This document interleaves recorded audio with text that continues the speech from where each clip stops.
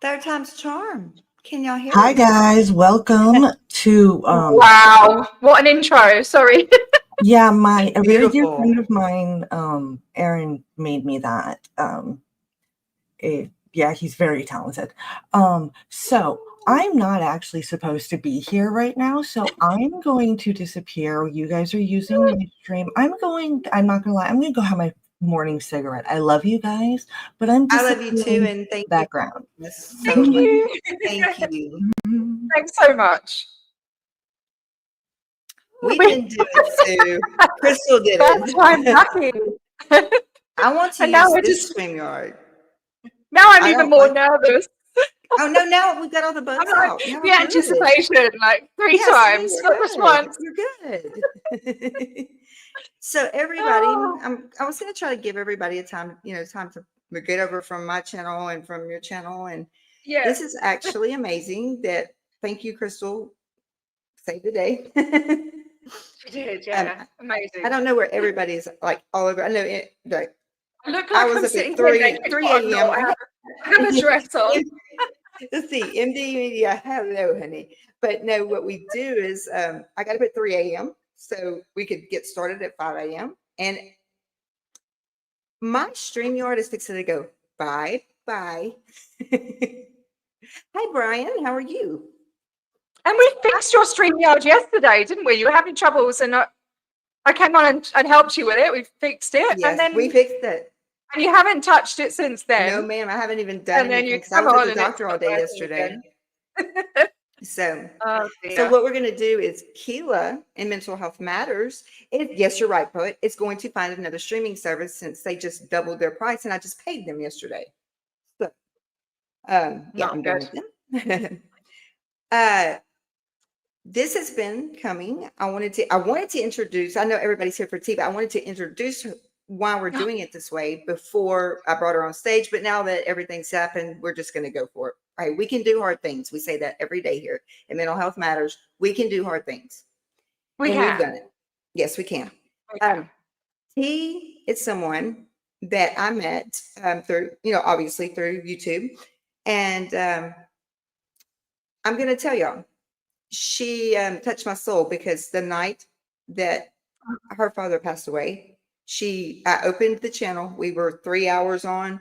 We sat, we held space. We talked, we cried, we laughed, we talked about memories. And I had a bond from that moment on. And yes, I'm a super empath. So yes, I had a bond with T from that moment on.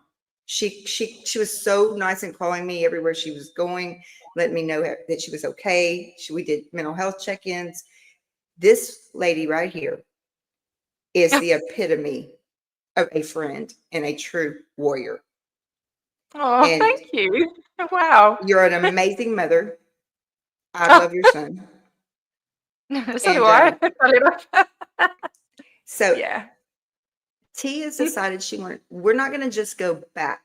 We're going to go back. So this is going to probably be a little long stream.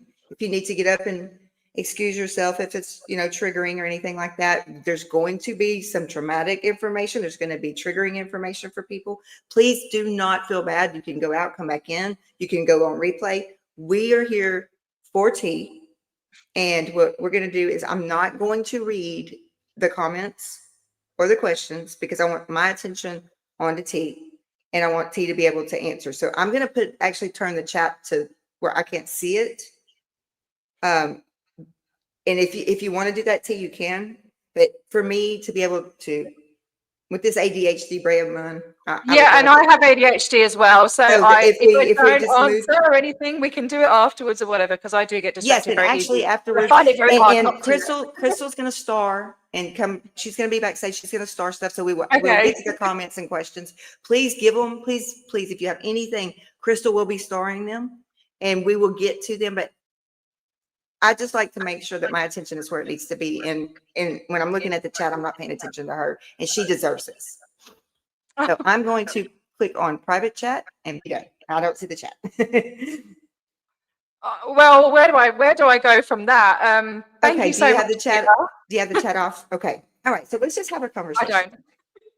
Yeah, no, thank you so much for such a beautiful introduction there, and ditto right back at you to all of that. You've been an amazing friend to me as well, and I feel like I've known you a lot longer than I have. Um, and I'm glad you can hear. Look, there you go. I'm looking at the chat already. I'm glad you can hear. Get out of Well, that chat. hello We are going to share. We're going to share. Crystal, when she comes back, is going to share T's channel, Mental Health Matters channel. All of her links. We're going to get to all of that. But since we kind of had a bumpy start, I wanted to give T the time to get It's in here okay. and tell her story. So, I mean, I'm fine telling my story. I've actually, I mean, where do I start? So, Okay, let's the way start I at the want to very kind of beginning. approach, well, the way I want to kind of approach this is by sharing what I've learned over the last, I guess, year, and sharing my story in the hope that, you know, I want to be able to hopefully help others. You know, sometimes, you know, when you hear other people telling their stories, you think, oh, okay, you know, things click in your story and you can help work it out and stuff like that. So I guess I could And you're start. absolutely right about that. One person. Yeah. All it takes is one person. Yeah, that's it. Yeah, exactly. So if I start with my childhood, because I have only just realized stuff about my childhood over the last year. I'm 43 years old, and it's taken me that long to kind of realize, with the help of therapy and stuff. So basically, it feels so weird doing this on camera. It feels really weird. I've told my story many, many times. I suffer from CPTSD. I have ADHD, and I'm also on the spectrum. I'm undiagnosed, but self-diagnosed. Don't you love our letters? We have alphabet soup. I know, we're collecting the alphabet. And where was I going with that? Sorry. No. So you have CPTSD, you have ADHD, spectrum. Yeah. Oh, yeah. Right. So I thought, so I've been through abuse, and I thought it stemmed from that, but I'll go to my childhood, and then that might explain. It I will. think. No, it will. So It will get you in. with childhoods, for me, I think, you know, I think it's from the year 1 to 5, what you go through affects you the most at that time. So Yes. I was born in Scotland. I'm the eldest of 5 children. My mum and dad, they had 3 girls. So my dad, both my parents are autistic. My dad got diagnosed at 62. My mum is self-diagnosed like a year ago. So very, very recent. So I grew up with 2 autistic parents that didn't know they were autistic. And yeah, so it was, but you know, when you're a child, you don't know any different, and you didn't, you know, I didn't know. My dad was very, very loving, very sweet. He was a classical composer. He wrote songs for me and my 2 sisters when we were born. He was lots of fun, and he was very, very sweet. He used to read us bedtime stories every night, and you know, be like, oh, just one more story, Dad, you know, and he'd barely ever say no. He'd always read us another one. He was the sweetest soul. I know you're gonna very make me cry loving. because I'm in mine now. Yeah. Oh, I'm sorry. No, I'm don't be sorry. sorry. No, this is what we touch. When you start crying, you're going to start me off, because he was very sweet, very loving, always telling us he loves us. And, you know, he'd tell me secretly, he'd say, well, you know, you're the firstborn, you're my princess. You know, don't tell the others, you know, which I'm sure he was telling them that as well. But, you know, so always had lots and lots of love from my dad. My mum, I don't remember her being around a lot. I know she was working. There was a few times, like I remember when I was really, really young, being on the back of her bike when she was, you know, cycling along, and she had one of those seats on the back, and I remember going like, faster, faster, and she's going, I'm going as fast as I can bloody go. I remember like a few happy memories like that, but I also remember her being quite aggressive. I remember like the earliest memory was of her strangling me around the perimeter of a room. And it was because that happened. So it was before my youngest sister out of the 3 was born. So I must have been around 7, maybe 8. Yeah, so I was pretty young. And it was because I was fighting with my other sister, who's a year younger than me. We were always fighting, you know. Yeah. You do with your siblings. Yeah. Oh, But absolutely. yeah, I didn't think anything of it. You know, I don't know. Anyway, so when I was around 9, my mum started working. She trained to be a driving instructor, and she started like a driving school that was run out of our house with this guy called Tom. And he was an ex-paratrooper, and they ended up having an affair. Right. And I remember seeing them in the office because we had like quite a big house in Glasgow. It was I loved that house. I just remember before Tom came on the scene, that was one of the happiest times of my life, you know. Even with the things that had happened, I don't know. That was the only incident I remember where my mum was like, you know, horrible or violent or whatever. Yeah. Yeah. So, No, and so I let me remember ask you- seeing them. Let me ask you this: before Tom came along, were there any Yeah. problems? Like, did you notice or did you see any problems like between your mom and your I dad? don't remember seeing my mum and dad together. But Okay. another thing I remember was this is how sweet my dad is. She would come up and smack our bums, you know, if we weren't going to sleep. Yeah. But really smack them, like No, leave so a just, yeah. red handprint, you know, for days. And but I don't remember how it made me feel, you know, like I don't remember being Yeah. scared of her. But I remember my dad, she would send my dad up to smack our bums, and he couldn't bring himself to do it. It's too sweet. So he'd go like this. He goes, right, I'm going to go like this, and then you pretend to cry. You scream. Yes. Been there. My It was dad that did- sweet, you know, Yeah. bless him. So, but yeah, anyway, I saw my mum and Tom kissing in the office. Like, Oh, we had gee. this office, like full on pashing, you know?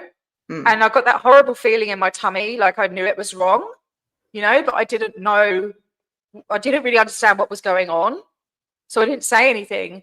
And then one day my dad went to work, and this removals van just shows up at the house. Wow. And she clears everything out. So my smallest sister of those 3 was 3 years old at the time, and she put her in the van, and Tom's daughter and everything. And she said, you know, she like bent down to us and said, I'm leaving. I'm leaving your dad. I'm running away with Tom. Wow. We're like, what the fuck? You know, like, I mean, how old were you at that point? 9? I 10? was 10. Wow. Yeah. So 10, 9, and then 3. Okay. She says, I'll come back for you. And we're just like bewildered, you know, like what the hell is going on? And she put us up at the neighbor's house. It was like 3 doors up, and sort of just went, you know. So, oh, blimey. I'm trying to Okay, think so which how did bits that make you know? So how did that make you at that point feel like abandoned? I'm sure. Well, I mean, apparently it was a well, you know, I don't know. It was a very, very long time ago. I mean, we're talking like 33 years ago, but Yeah. I felt, I remember feeling like just confused, I guess. Okay. Didn't really understand, you know, I didn't understand the seriousness of it, I guess. And then my dad came home, obviously, and he was like absolutely devastated. He had no idea they had any problems. Like, she'd even sort of Wow. cuddled up to him the night before and told him that she loved him and all of that, like probably out of guilt or whatever. So yeah, anyway, she moved down to the south coast of England. Like, she couldn't get any further away, otherwise she would have been in France. But I'm yeah, not it was just laughing at like, that. I'm laughing at your geographic. it's okay. It's funny. It's like when I tell my story, it's like I'm talking about someone else because it was so long ago.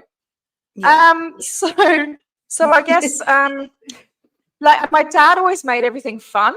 So she actually came up and tried to sort of snatch us at one point. She broke into the house while we were out. It was really weird. She took all our bedding. I don't know if she took the beds or she took the bedding, which scared the crap out of us. I remember that scaring us. And my dad had this van from work, and it had like a metal step on the back of it. And he'd like reverse into like on a verge or something, and there was some grass stuck on the bottom of the step, and he's going, "It's all right, girls, we've got camouflage," you know. And he was driving around, and they were chasing us around in this big van all around Glasgow. And I remember feeling terrified, you know. So I was scared of this. I didn't like Tom.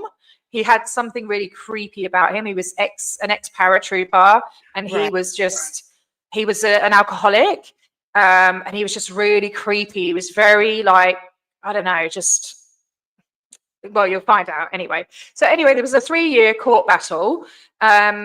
You know, we didn't want to go and live with them in England. We had our friends, we had our school, we were happy in the house, you know.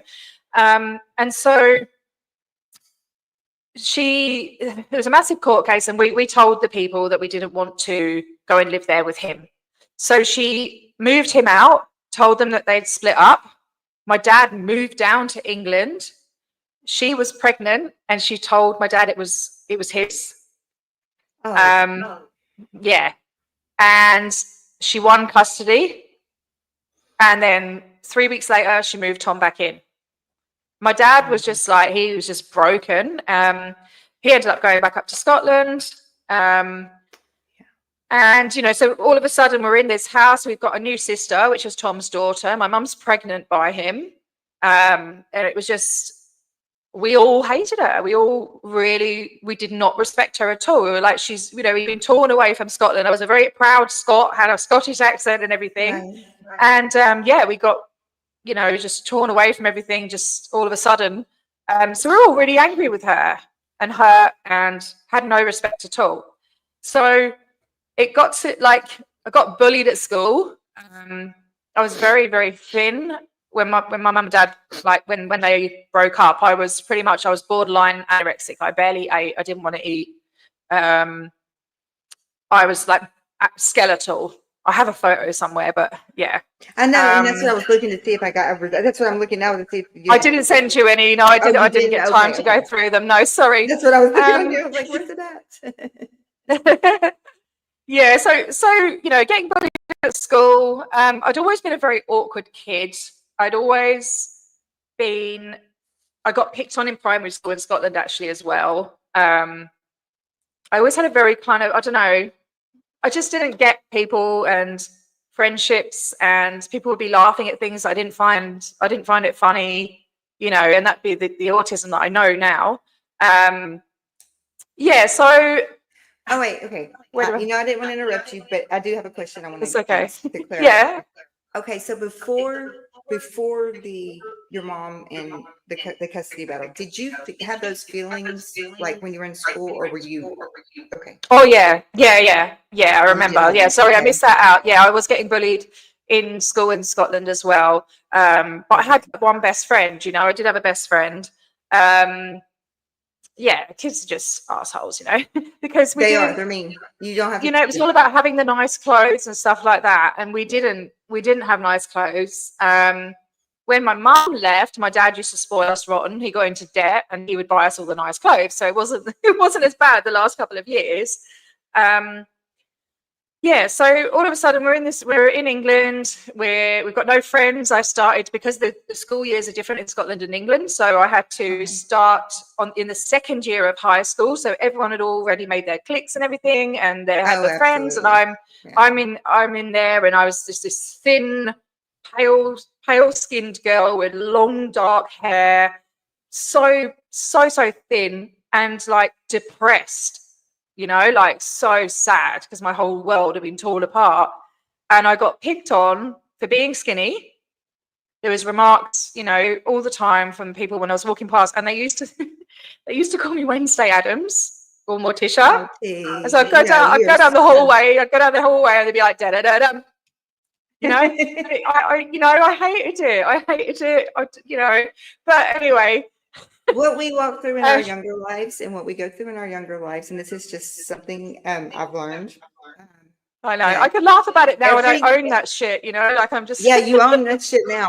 Everything that you have made it through helps you to be stronger to make it through that next step. And then when you make it through that next step, what you've learned, I don't know, to make it through that next step, and that's how we live in life. That's how we go forward. Oh no, they're saying there's an echo. You know? Yeah, I think it's on you. I think. Do you have YouTube? Is it me? Hang on. I detest bullies as well, Joe. I honestly. Is that better? Do I sound echoey now? No, I don't hear you anymore now. It's not echoing. Hello. I can hear you. Okay. Do I sound echoey in chat? No. I'm okay. I don't hear it. All right. So anyway, so going on more about Tom. He was just a really, really dodgy character. Oh, it's doing that weird. Hang on a minute. I was auto-tuning. Oh, that stupid bloody thing. Am I okay now? I don't hear echo. Is there an echo? Oh, I don't hear. No echo? Yeah. Yeah, it's probably okay for you, Keela, but it's in the chat. It's happened before where it sounds weird for the chat, but it's okay for you. I don't know. Yeah, I have the Yeah, chat okay, off. cool. Okay. I'm not looking at chat. So I have Tom, to pay my focus here. okay. Don't look at the chat. Yeah. All right. So Tom, right. So Tom was a massive kind of massive bellend. He was an alcoholic. He was one of these people that kind of had the gift of the gab, could convince anyone of anything. He'd write like, yeah, he would write like fake letters and make up false companies to get fake IDs and all sorts of weird stuff. And he was also really pervy and slimy and a drunk. Always making sexual remarks to all of us. Yeah. There was actually an incident with my little sister when we first moved down, or was it on holiday? I don't know. My little sister, I think she was 5 at the time, and something happened. I still don't know to this day what happened, but the police were called.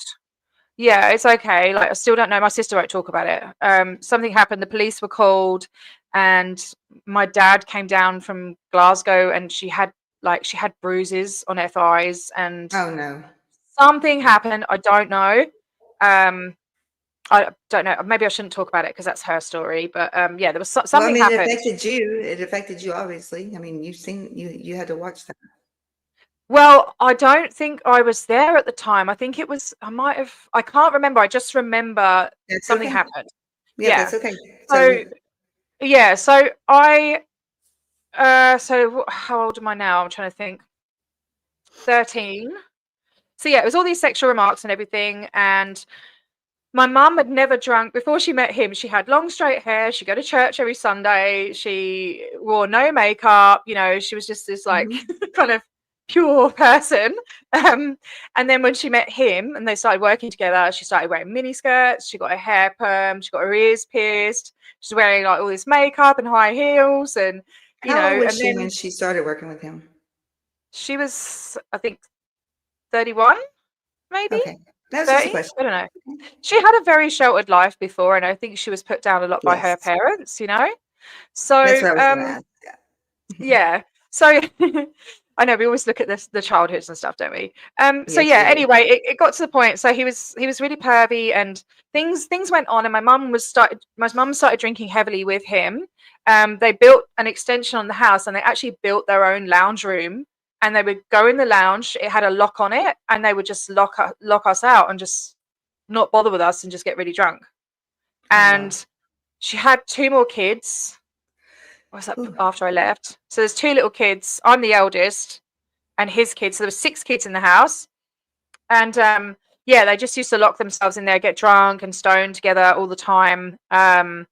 We were quite neglected. And so me and my other sister, who's a year younger than me, we took on the mothering roles. You're going to be the mother because you're the oldest. Yes. Yeah. And just because of the person you are. So. Yeah. So I just saw Joe saying he controlled what your mum was to wear. So my mum was very, very naive, still is. Sorry, mum, if you're watching.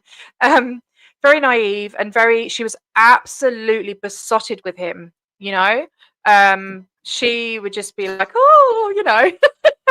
But oh no, sorry, I'm just not going to look at the chat. No, sorry, I saw that. I saw that, Matt. Fire oh wow. In Malibu. Shit. Okay. Oh my god. We have friends there. Okay. Oh my god. Do you want to check or Matt, will you let us know what's going on? Yeah, let us know what's happening. If anyone's houses are. Yeah, because we have friends there. Oh my gosh. Wow. Yeah, so like, okay, long story short, so things got worse and worse. They were locking themselves away. We would hear them having sex all the time. Like in detail. Yeah. Lots of talking during it. You were just you were Yeah, but if we did get to go into the lounge room and watch TV with them, he would be sitting there with his hand up her skirt and stuff. Oh my in front of God. us, you know, and he'd get her to wear like, they'd be really, really drunk and she'd be wearing like, I don't know, don't think they thought we were going to see, but she's wearing like a see-through shirt with no bra on and like stuff like that. So it was really like inappropriate sexual stuff going on in front of all of us. And, you know, there was zero guidance for any of us. Even when I was with my dad, he was affectionate, he was loving, but he was a friend, you know? He didn't know what to do. No, he was our friend. You know, and he did his best. Okay, so the same thing. My dad was my friend and I needed a parent. Yeah, and I feel like I'm that with I feel like I'm like that with my son sometimes, but I'm aware that I'm like that. So every now and then I'll try and mother. I try and discipline him every now and then, and he'll just look at me like, "Shut up, mum." And then I laugh and it's just all over, you know. So anyway, it just things got worse and worse. I mean, it was gross. And so at the age of 14, I got a boyfriend. We lost our virginity to each other. He was 2 years older than me. We were drinking all the time, and you know, we just didn't have any respect for our mum. Me and the sister that's a year younger. I'll call her H. And we just used to go out. We just used to go out and get drunk all the time, and smoke weed and stuff like that. There was no consequences, you know. What were you supposed to do? I don't know. Well, what role models have we got? Right. That's exactly right. I mean, that's all you've seen to go for. So like, yeah. So we go out and carry on and all that, and then so there was one night my stepdad took me to the pub, and he told me to tell everyone that I was 18 and in university, and he was like sort of telling the bartender that and everything, and buy me all these drinks. And he was getting really drunk, but you know when you're really young and you drink, that you can handle quite a lot and still be compos mentis, you know. Absolutely. And he was slurring and staggering about. Yeah, so, yeah. I used to drink so much. That word is like infinity, I believe. Yeah. So I don't know. Anyway, he was like being weird and saying that I was at uni and calling me his daughter and stuff like that. No worries, Mad. Yeah, and then so on the way home, he got touchy-feely with me, and I told my mum about it a few days later, and she just didn't respond.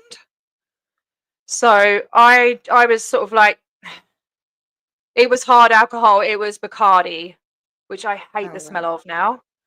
In fact, I remember me and my sister, we would, when they weren't looking, we'd get the bottle and tip half of it out and replace it with water because we didn't want them to get so drunk. Well, we have got the great same brains. We do. Yeah, that seems to be a thing that kids just know. We were just like, oh, I just don't want them to get so drunk. And it was, you know, we'd hardly get any food. I remember like, there was never like, these days, all my friends have like snack drawers or snack cupboards for their kids, right? You get snacks. You come home from school and you get a snack. We never got that. Like, I have the biggest snack drawer now. I know. You know, isn't it weird? Isn't it funny how now but what you have went through, which reminds me of like this is just my childhood. I haven't got to the really juicy bits yet. Yeah, but just you're rising from the ashes on this, and that's why I love Crystal's channel here.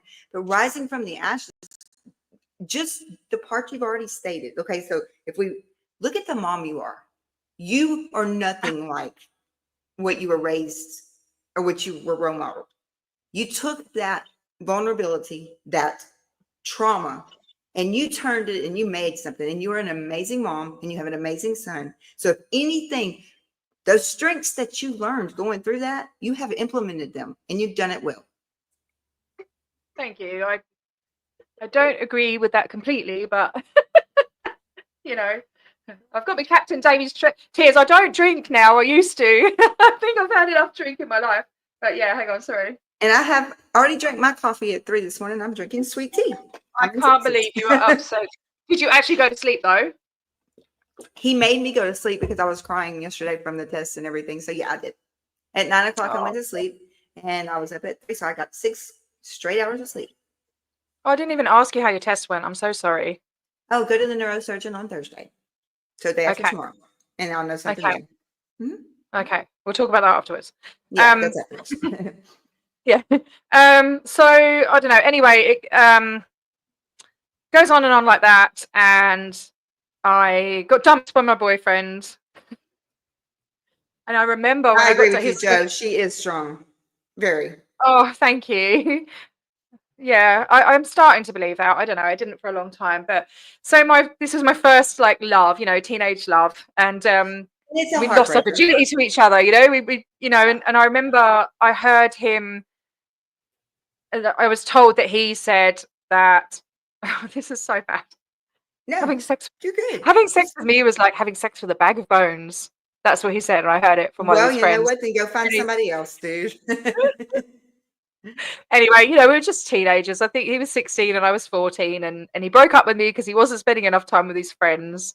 And I look back now and it's like, I look back now and it's like, I don't know if people do it as teenagers, but you're like really obsessive about your boyfriend, or I don't know if that was just me with my. I think it's females. What I now I'm know. sorry. I'm not trying to be Writing love mad. notes. I think it's and, females. Yeah.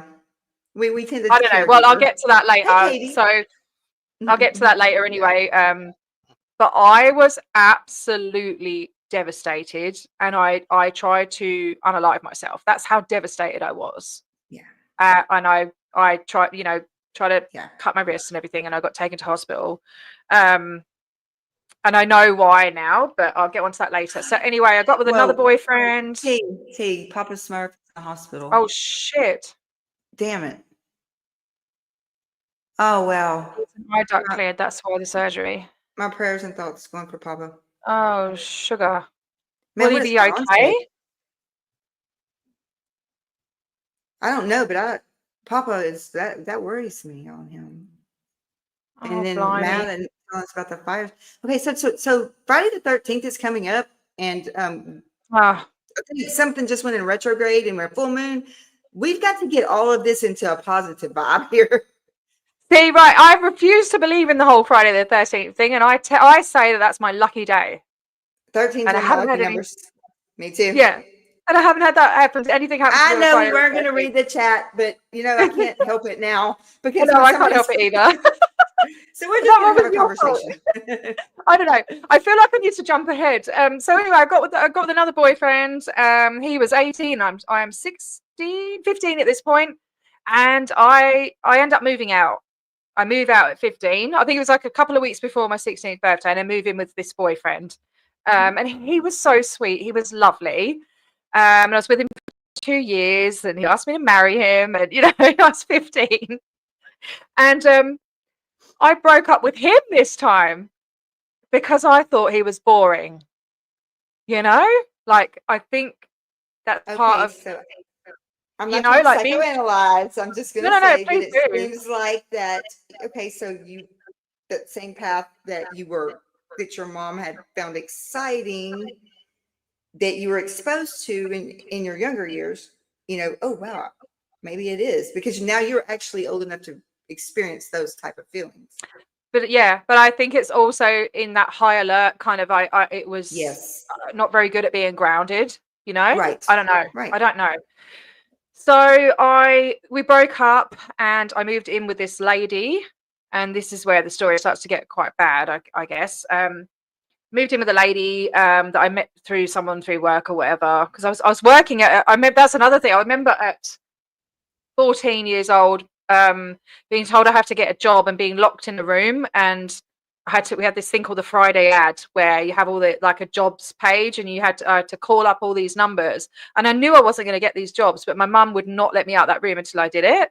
And I remember like calling them and crying down the phone to them, and they're like, "Are you okay?" And I'm like, I have to ring you, and they were like, "Oh my God, I hope you're okay," So anyway, why did I say that? I think it's because I remembered. No, it's good. The memories. I had a massive. I tell you what, right? This is what YouTube's done for me. I used to have a huge fear of talking to people on the phone, like for years and years and years. And over the last months, I ring people now. I'm confident calling people. I don't care. I'm doing it live on YouTube. Like that's what I say. I'm live on YouTube. who would have ever thought that? Like, If I could do a live on YouTube, because I can call people. I believe in fate. I believe that things are going to happen the way they're supposed to happen, and I believe I met you for a reason, and that's all because of this. Aw. You're Yeah, my I don't heart. know. Thank you. And you are mine. So anyway, so I'm at this lady's house. Her name's Trudy, and one night she goes, "Oh, my friend's coming round tonight. His name's Roy, and he's just got out of prison." And Oh I'm my like, God. "Oh, and we're like, well, because we used to think back where I was from, it was like if you'd been to prison, you were cool, you know. Yeah, not cool. Not cool. I know, but no guidance. We were like, oh yeah. So anyway, he came round, and I thought he was a really good looking guy, and he had a really cool car, and he was 10 years older than me. I was 17 at this point. And he came round, and we got very, very, very drunk, probably to the point of not being able to consent, and Yeah. had had sex with him. And to me, that's like, if you do that, you're giving yourself to someone, and we're in a relationship, right? So we're in a relationship, and I guess Non-consent is non-consent, though. yeah. So I guess this is where it gets a bit hazy. I guess he was love bombing me and stuff like that. I don't know. He was coming around and staying over, and then I was going and staying at his and things like that. And then I don't remember why, but the first time he hit me was at Trudy's house, and he punched me full in the face, and I'd never been hit in the face before, ever. And I just remember he did it, and then he just went, "Oh my God, I'm so sorry," and immediately started saying sorry and please forgive me. And we were both crying, and and I forgave him, and I stayed with him. And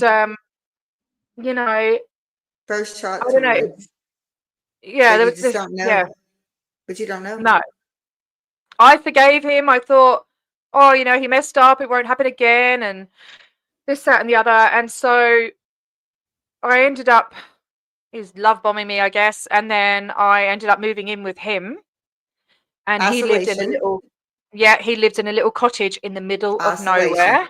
Yep. Yeah. It was in the middle of nowhere. It was literally, there was this big manor house, and then there was like these holiday cottages behind it. And this is back in the day, there was no mobile phones. It was pagers, Oh, yeah. The nearest town would have had to walk up like a country road. It would have taken me, I don't know, a couple of hours to get to the nearest town on foot. And I was just so in love with him. I was so obsessed and in love with him.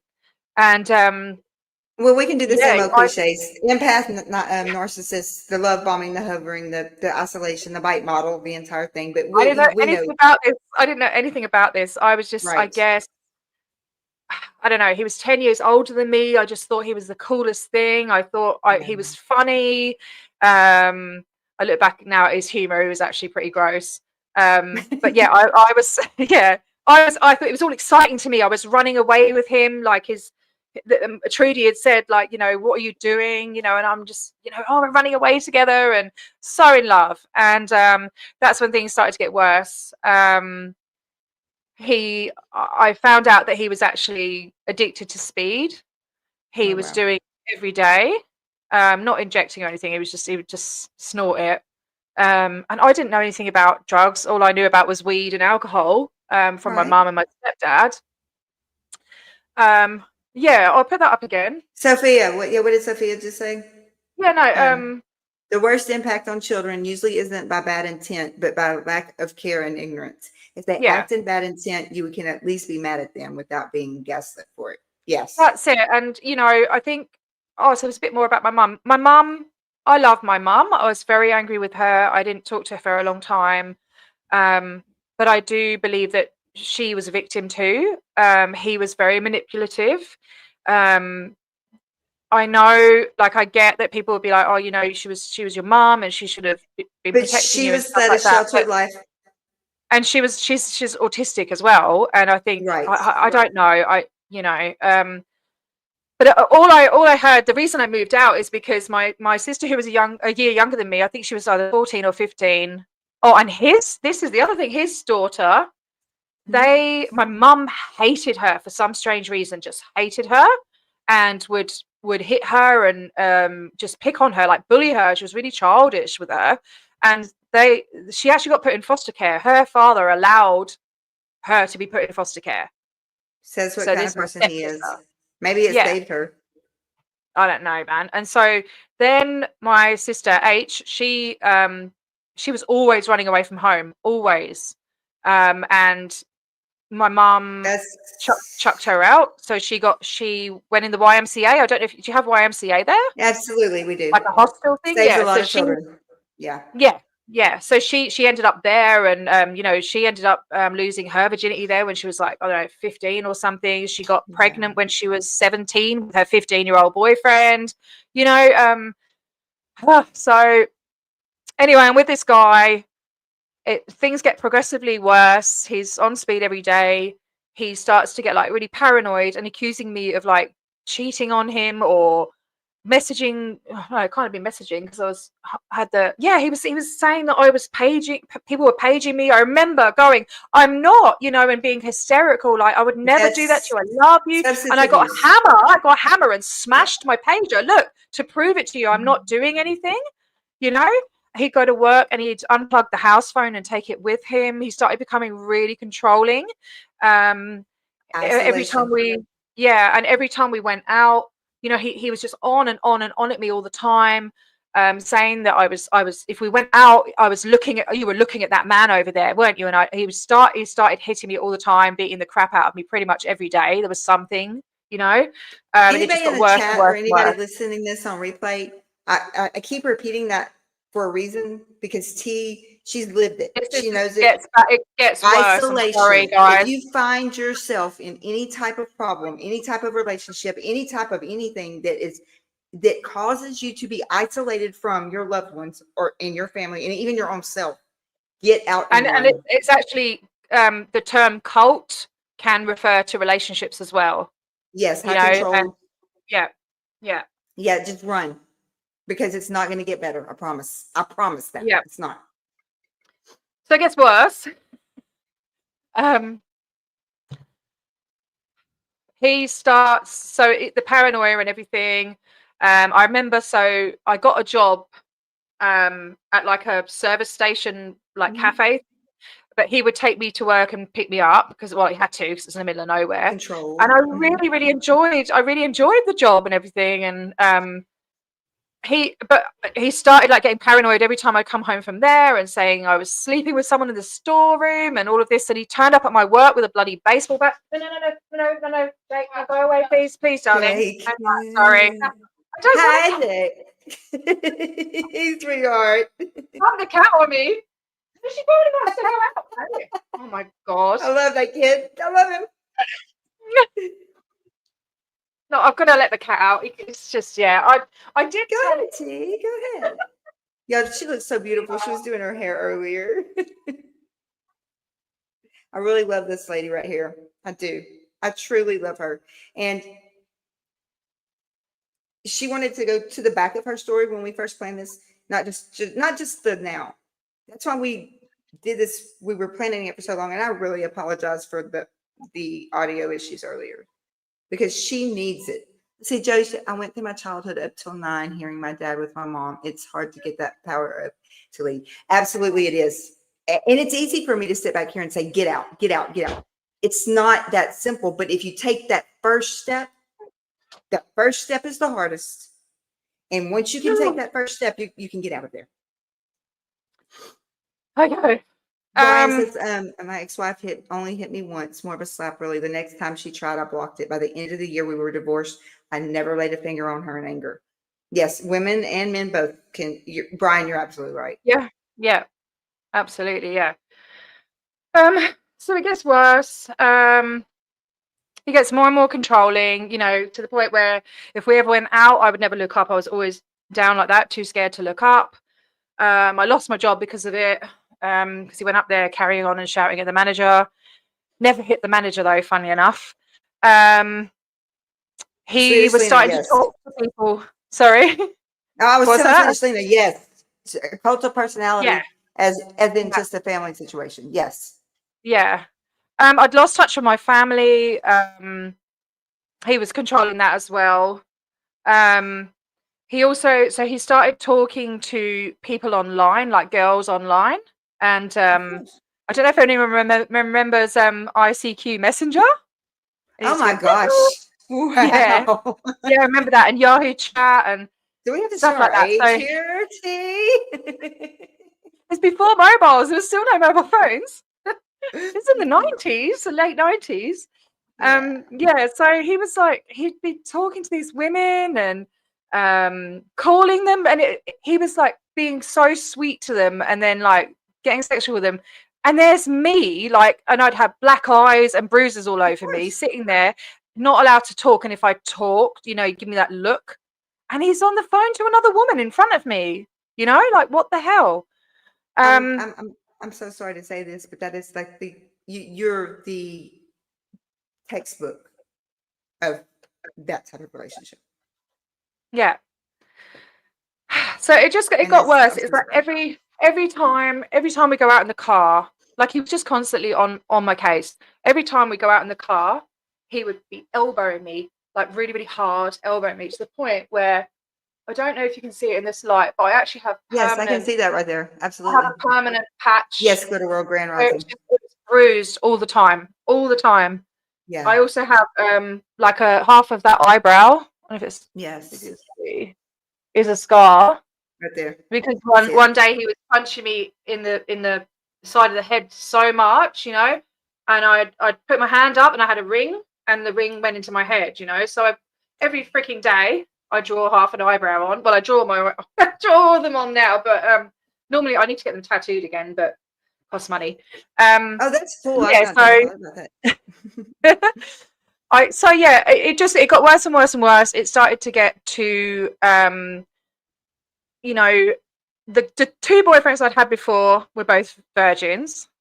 This was a guy that was 10 years older than me, who had a lot of experience and you know, yeah, did things you were his fuel. You were his really fuel. want to do, you know, or wasn't prepared for, or, you know, and No, a lot of the time, yeah, I mean, a lot of the time there was I don't know if I can go into so much detail about it. You only do what you're comfortable doing. We can do a part 2 on that side of it when you're ready. I only want you to say what you're comfortable saying. I don't know. It's a lot. Because your mind's only going to be able to process so much of this. We only have so much bandwidth. So I was prepared already to probably have to. I just blurt it out. I think I just blurt it out. Okay.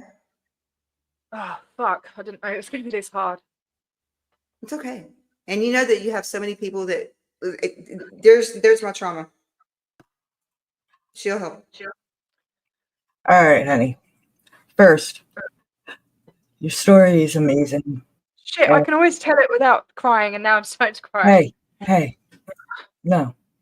It's all good. Crying is healing, okay? There's nothing wrong with that. Okay? You don't know my story. I'll just say it. It's okay. I'll just say it. So he started raping me. There you go. I got it out. Okay. He started raping me. He was a massive martial arts enthusiast. He was obsessed with Bruce Lee and Jackie Chan and all this, and he had all these weapons.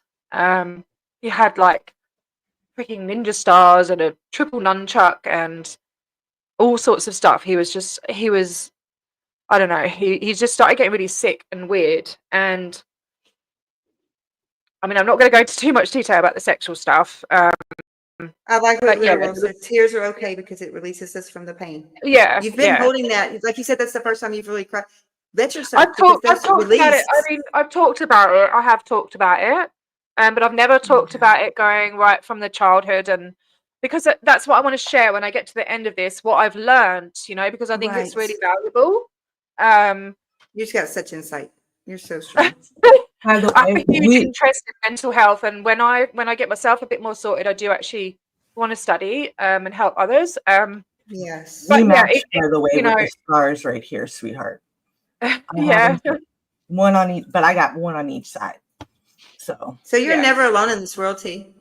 Never. No, I There's know, and always, that's what I and love. you I touch mean, so many people because your story is going to matter. It does matter. It's going to touch so many. And that's why I'm thankful for you to be so vulnerable on here because your story matters. I didn't think I would cry. But, Obviously, if you know, she I, got my lazy butt out of bed at 5 a.m. when I was supposed to be I'm sorry. offline I today and appreciate writing everyone and getting up so editing. early. Like, geez. I No, feel very because you special at the matter. moment. See, that's I because you feel very matter. special. I feel very loved.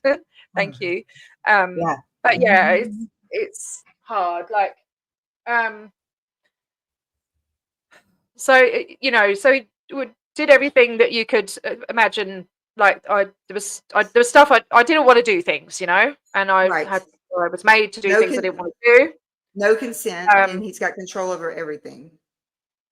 yeah, in Yeah. every way, if you know what I mean. Yes, I do. So, and he would go out, he would meet up with these girls and sleep with them. He would do really gross stuff, man. Like, he'd sleep with these girls and then come back and describe to me in detail how it was, how good it was, you know, this, that, and the other. And there was one time where this is really gross. I'm sorry, guys. No, say it. We're here for you. He came home. He came home and told me to sniff his, Yeah. you know, But like that's what they do, crazy unfortunately. shit. Yeah. No, it's to humiliate you, to make you something even worse, Yeah. lower so you won't leave. You Yeah. were his personal, whatever he needed. He could do whatever he wanted with me. I was totally cut Yeah. off. And, you know, I didn't speak to my family. I No, don't know. that Oh, is sorry, Crystal. I just read. Oh, and then she came on. Sorry, I'm just reading the private messages. that's typical. Yeah, it's where were my family?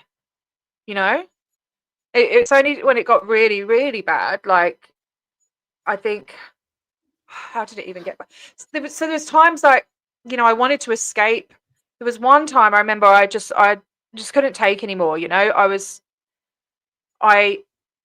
he'd gone out to the shops or something, and I didn't know where I was going to go or whatever. And I went and I thought maybe I'll go to the manor house and talk to the people, see if they can get me some help or something. I just, you know, but I was so terrified of him, so incredibly terrified. And I think that because he was on drugs as well, I thought, oh, you know, he's ill, he's got this problem, and I love him so much. I want to help him, and maybe one day, you know, I'll wake up and everything will be okay, and I'll be here for him. I'm not going to give up on him. I'm not going to leave him. You know, that obsession. You know, Yes. and Okay, so at this point, T, I'm gonna take a guess. I wasn't there. Please don't. I don't want to put words in your mouth. I'm just trying to. no, it's okay. I process too like this, and especially when I'm talking. You were not at that point in love anymore. I don't believe you were conditioned. This is how you Oh, were yeah. conditioned.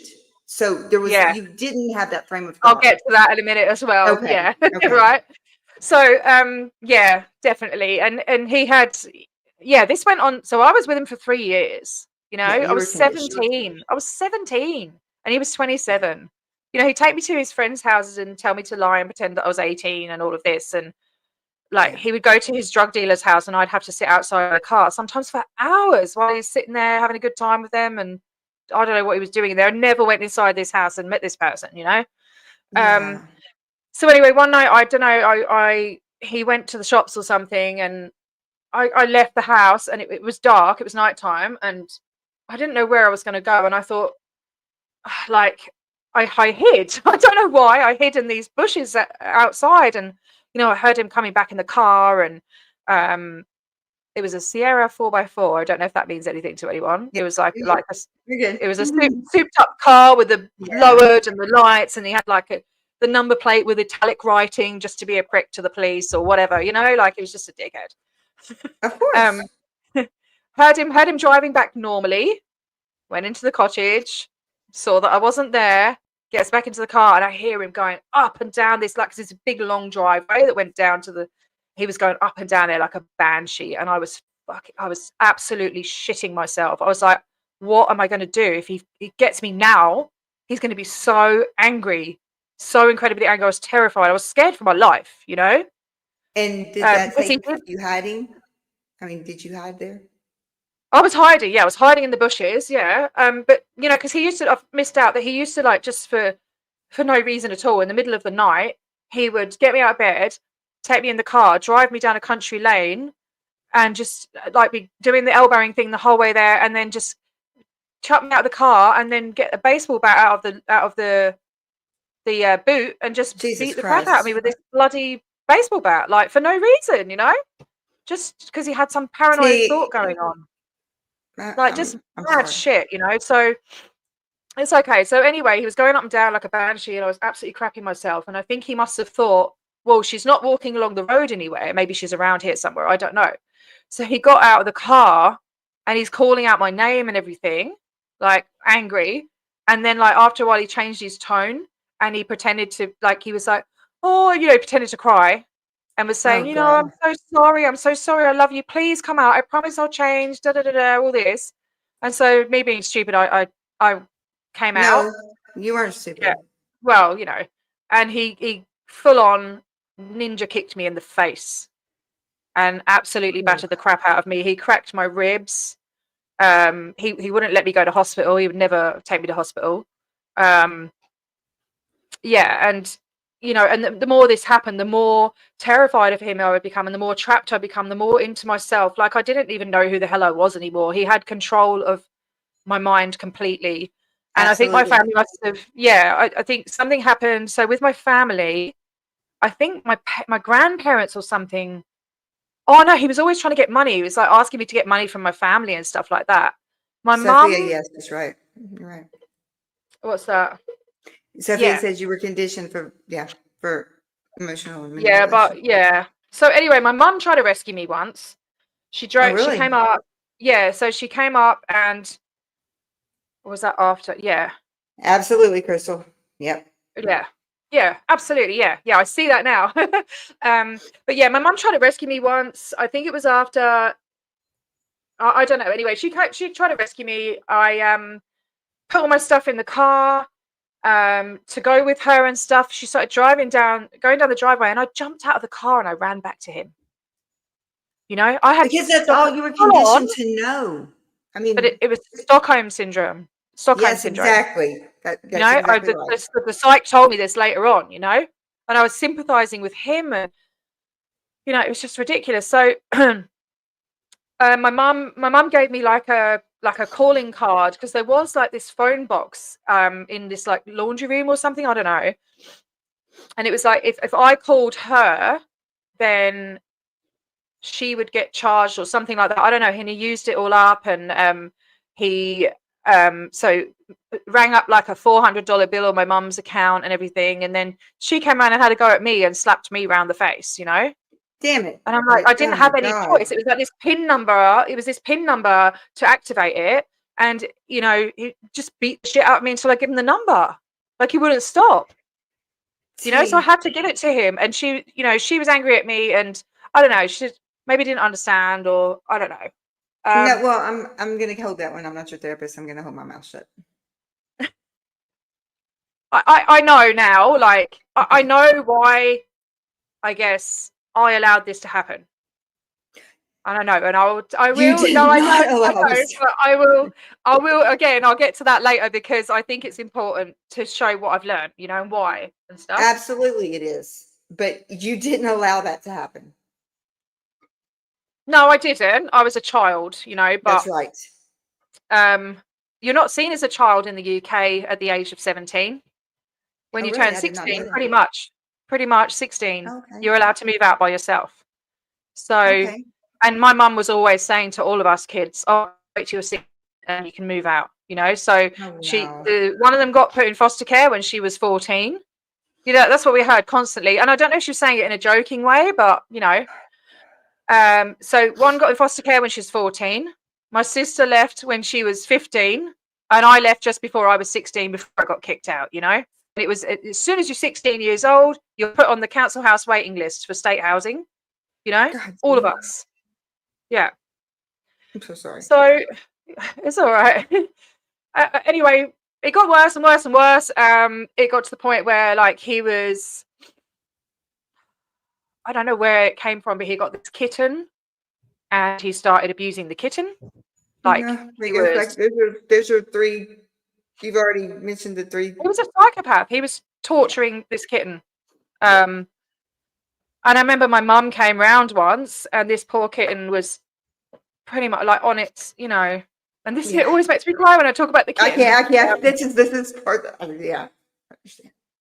Yeah, the kitten wasn't well, and my mum came round, and my mum cried, you know, and I had to lie and say, oh, she's just got the flu or something, you know. You know, you're speaking now, and this is what matters right here now. You're healing. You're healing yourself with the tears, but you're speaking out your truth, and this is going to I'm have. sorry, you cry. I'm crying. Yeah, I always cry. It's hard about the kid. Come on, Kim, what's wrong with Yeah. me? Anyway, I won't talk about that anymore. That's really horrible. But I just wanted to show what a psychopath he is. So anyway, eventually we got chucked out of there. Oh, he slept with a woman 4 doors down as well. I caught him with her. Anyway. But they don't care at that point. Yeah, I know. So we got chucked out of there because of all the noise and the violence and stuff. And we had to go and live with his mum. And he allowed me to have a job while we were living at his mum's because he timed how long it would take me. Like, he walked with me from their house to work, and he timed exactly how long it took. And if I took a minute longer or a minute less, I get a beating, you know.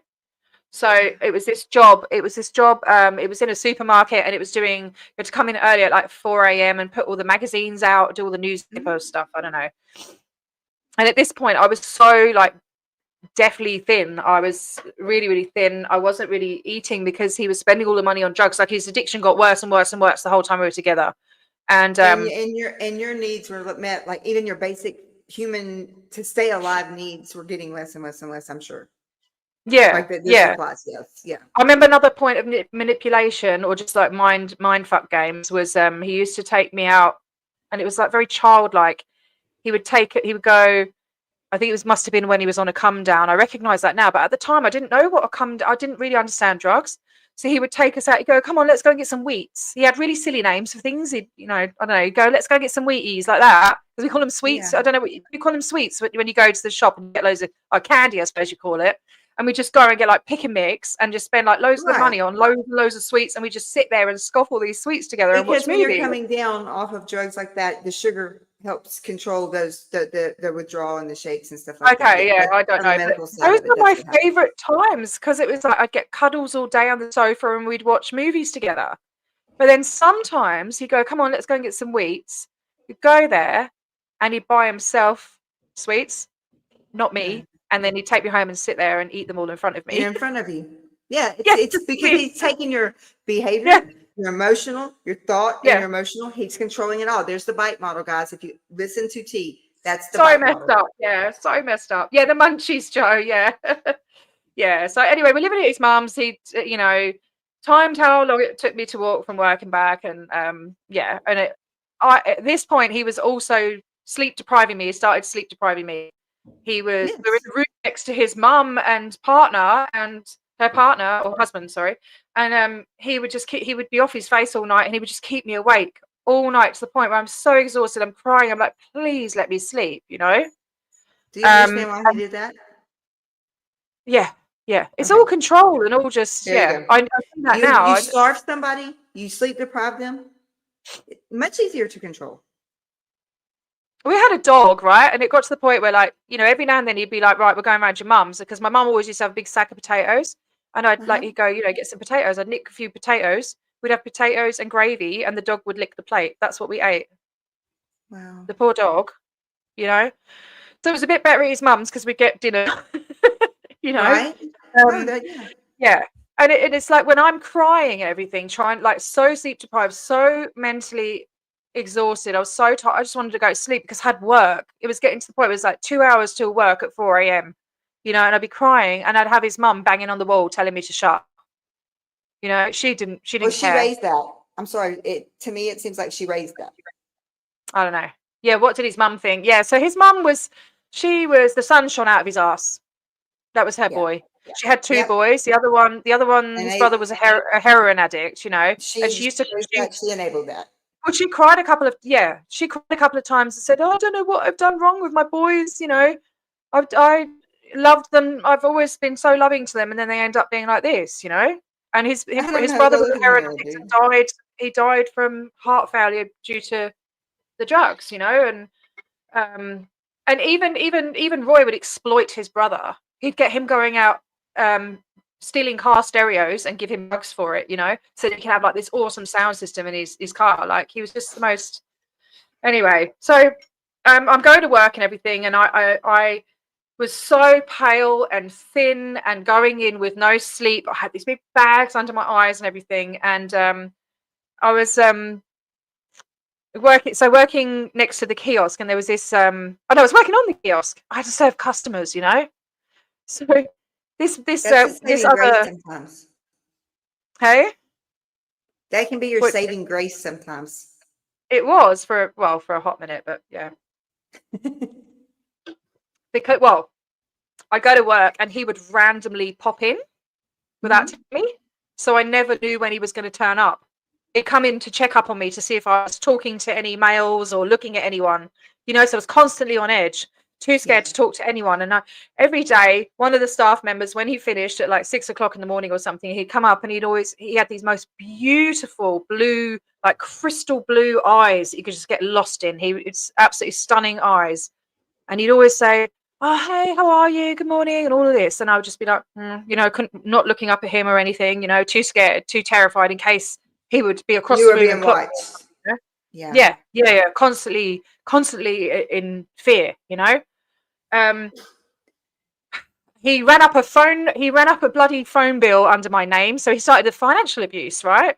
So he ran up a phone bill, an internet bill under my name for £4,000. Holy Which is probably, moly. yeah, it's probably like, I don't know, $7,000 or something like that. I Holy don't know. shit.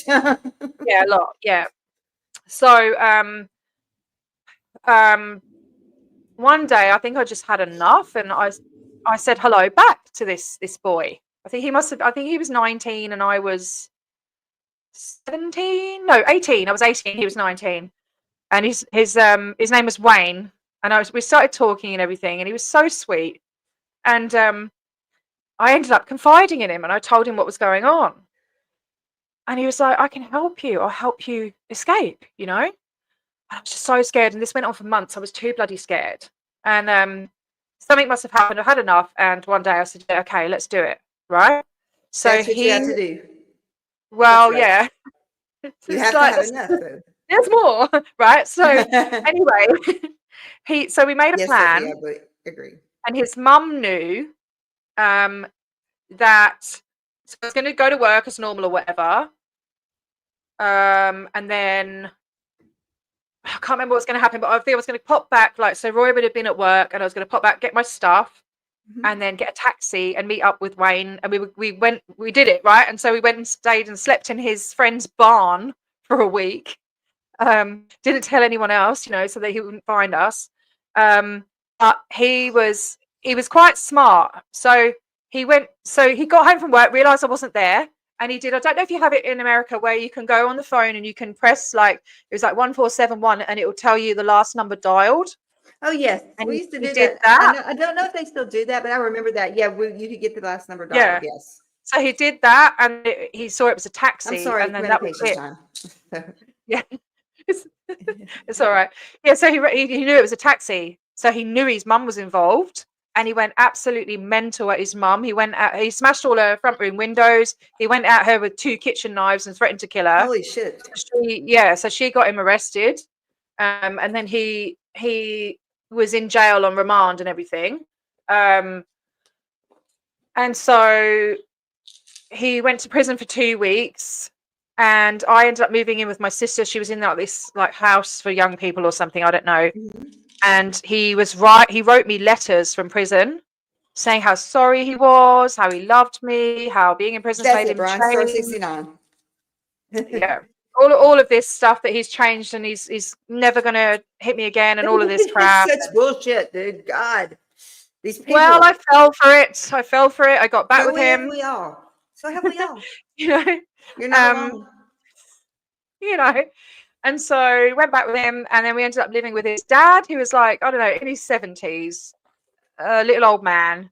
Before that we didn't have anywhere to go. We slept in his car for 3 weeks. Then we went to his dad's, and then we got our own, like, and at his dad's house we were sleeping in his lounge room, you know, and he was beating me again. He could hear him beating me through the walls and tell me to shut up, you know. Again, his dad just, you know, can you keep the noise down, knocking on the wall and stuff.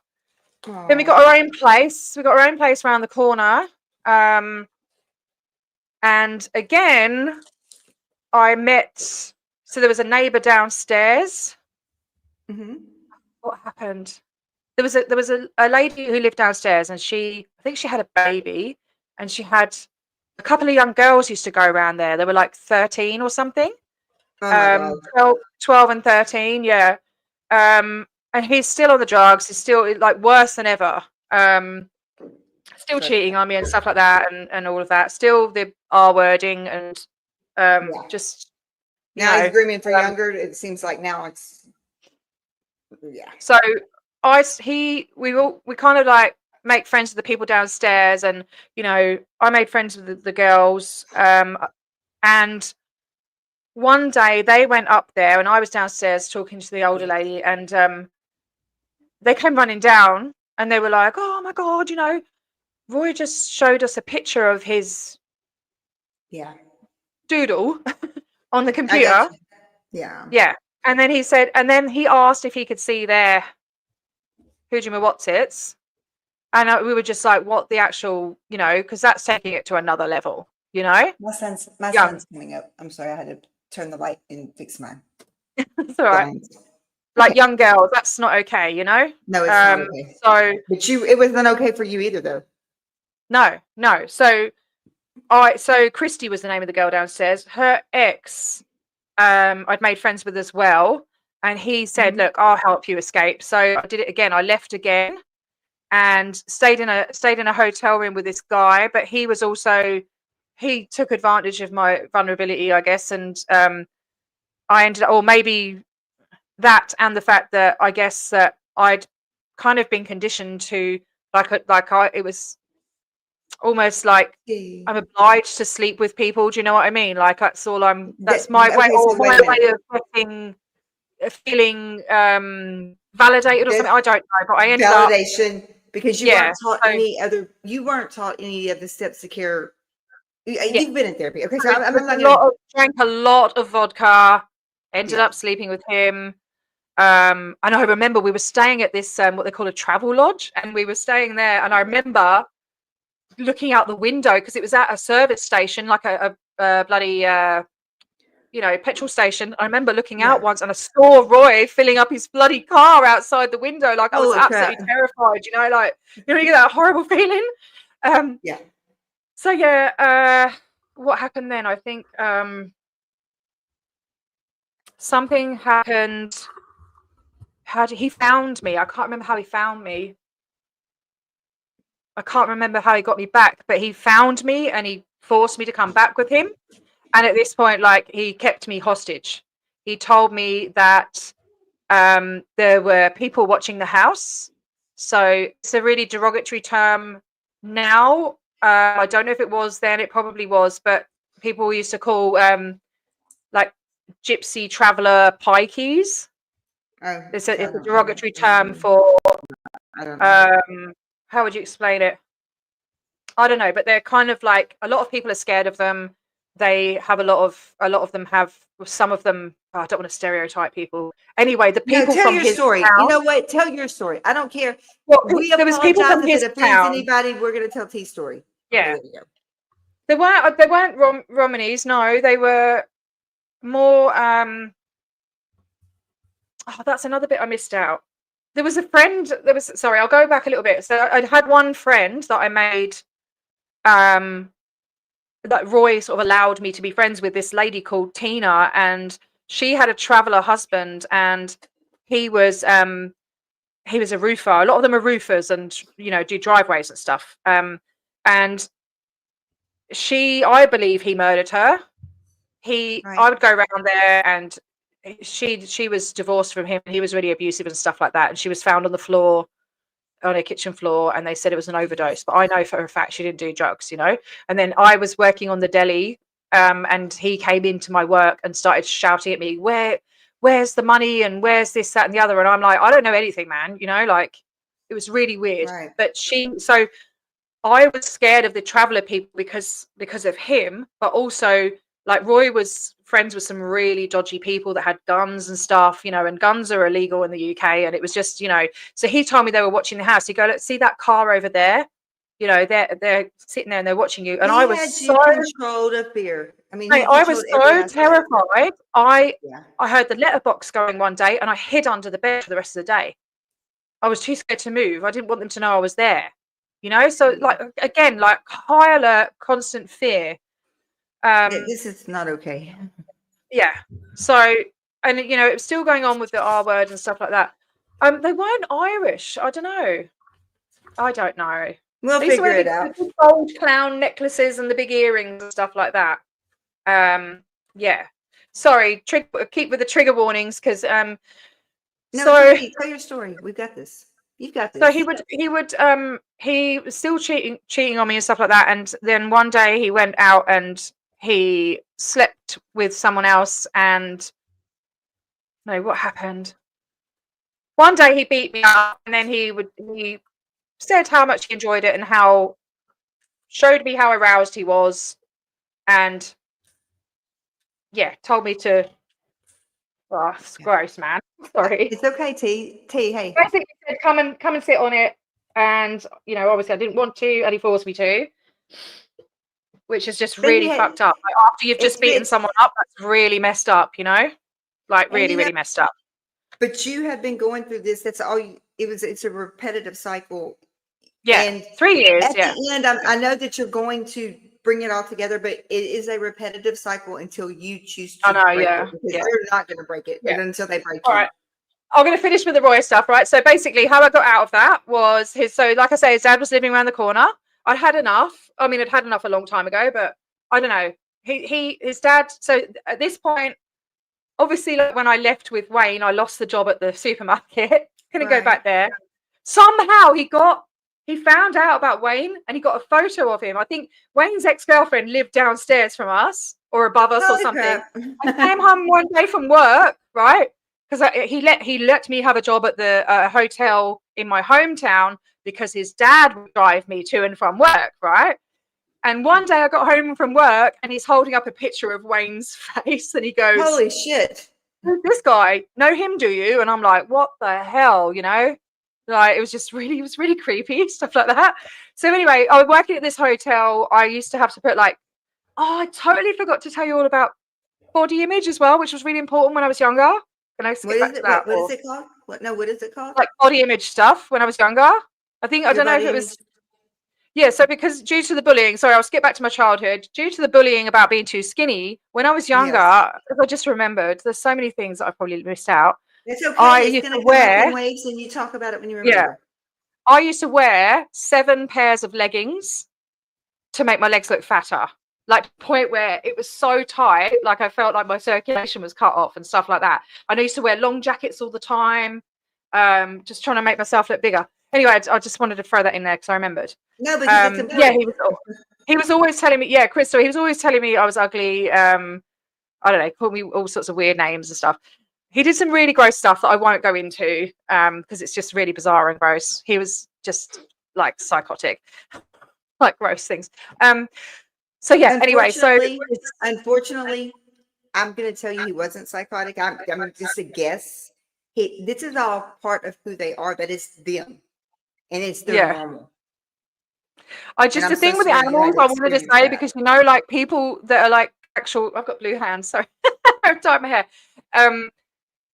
Where people have ended up being psychopathic killers and stuff, they would torture animals in their youth or there's a triad like that. It starts reminding me of that. Okay, so it's obsession of fires, it's peeing the bed, and it's abusing animals. There's your triad. That makes your psychopath right there.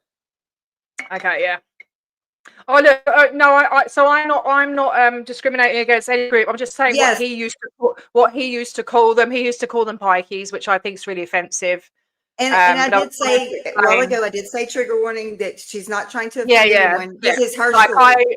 I appreciate their culture and everything. And there's bad apples in every group, So but I'm No, not. this I'm is not. just your story. You're not here to There's a lot dog of stuff that anybody. goes around about them and stuff. It's just yeah. So And honestly, guys, on my channel, people are used to it. This is what I do. okay. Cool. You don't know me, but I am actually a personality recovery specialist, a domestic abuse awareness author, speaker, and survivor. So, Yeah, Well, I'm glad to meet you. I have seen you divine before. intervention. Divine intervention. Yeah. You owe me, Kay. You owe me, honey. I'm sorry.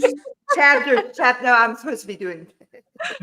Yeah. We have to break up some of this stuff too, T, because you've got like this. You've got to be able to laugh and smile. You cannot, I mean, I know that you lived it, but telling it is a whole different thing. Yeah. Yeah. So that's kind of why I jumped in for a second, to give a little mental health break. Yes. What my buddy that created my opening, whenever he does his lives on LinkedIn, with subjects like these, each of his guests, he puts together a mental health break video for them. Okay. In fact, mine is from him is actually on my channel, but I won't use it because Misha or Keela's channel is monetized and mine is not.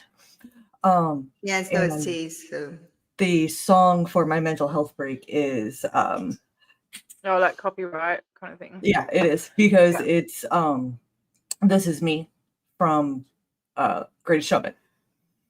But it's an amazing video.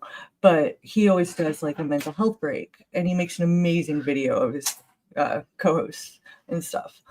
But yeah, we can just. I mean, because I know that we sit here and talk. Yeah. Take us I a mean, break. I'm all right. Chat. I think my ADHD just wants to get it all out. But if people need a break, I'm happy to stop. Honestly, no, I don't want you to stop. No. If you want to do you keep need something going, to drink? And if you want to keep going, I'm here for you the whole time. I told you I don't know how long it takes. I mean, this is what I do. Just so much. Maybe I'll have to do a. No, well, we may have to do a part 2 to bring it all together because. Oh my gosh, it's been like 2 hours, hasn't it? Yes. Oh no, it's an hour with the technical difficulties, but yeah, I don't know. So so basically, anyway, I decided I wanted to leave him. Like finally, for the last bloody time. It had been 3 years at this point. Me and his dad hatched a plan. So I was working at a hotel, and I remember always having bruises on my arms and legs and having to cover them up with makeup and stuff like that. And I befriended some Portuguese girls. Yeah, it's all right. For me, it's weird because when I'm telling the story, this was talking like 20 odd years ago now. But it's amazing how something that happened so long ago can still affect you, decades Absolutely, on. every day. Every day. Yeah. It shapes who we are inside. Yeah. It does. Absolutely. I'm working at this hotel. I made friends with these Portuguese girls. That's how I can speak some Portuguese. And so he would always take all my wages off me. He'd take all my money. But he didn't know that I was getting tips. So when you clean the room, people leave like a couple of dollars or whatever, a couple of pound coins. So I was giving that to these Portuguese girls, and they were saving it up for me. And his dad was helping me like get a few things every time, like my passport and stuff. They looked after it, and a few items of clothing and stuff like that. So you began that with the help of these girls who I'm still friends with to this day. That is amazing. Yeah.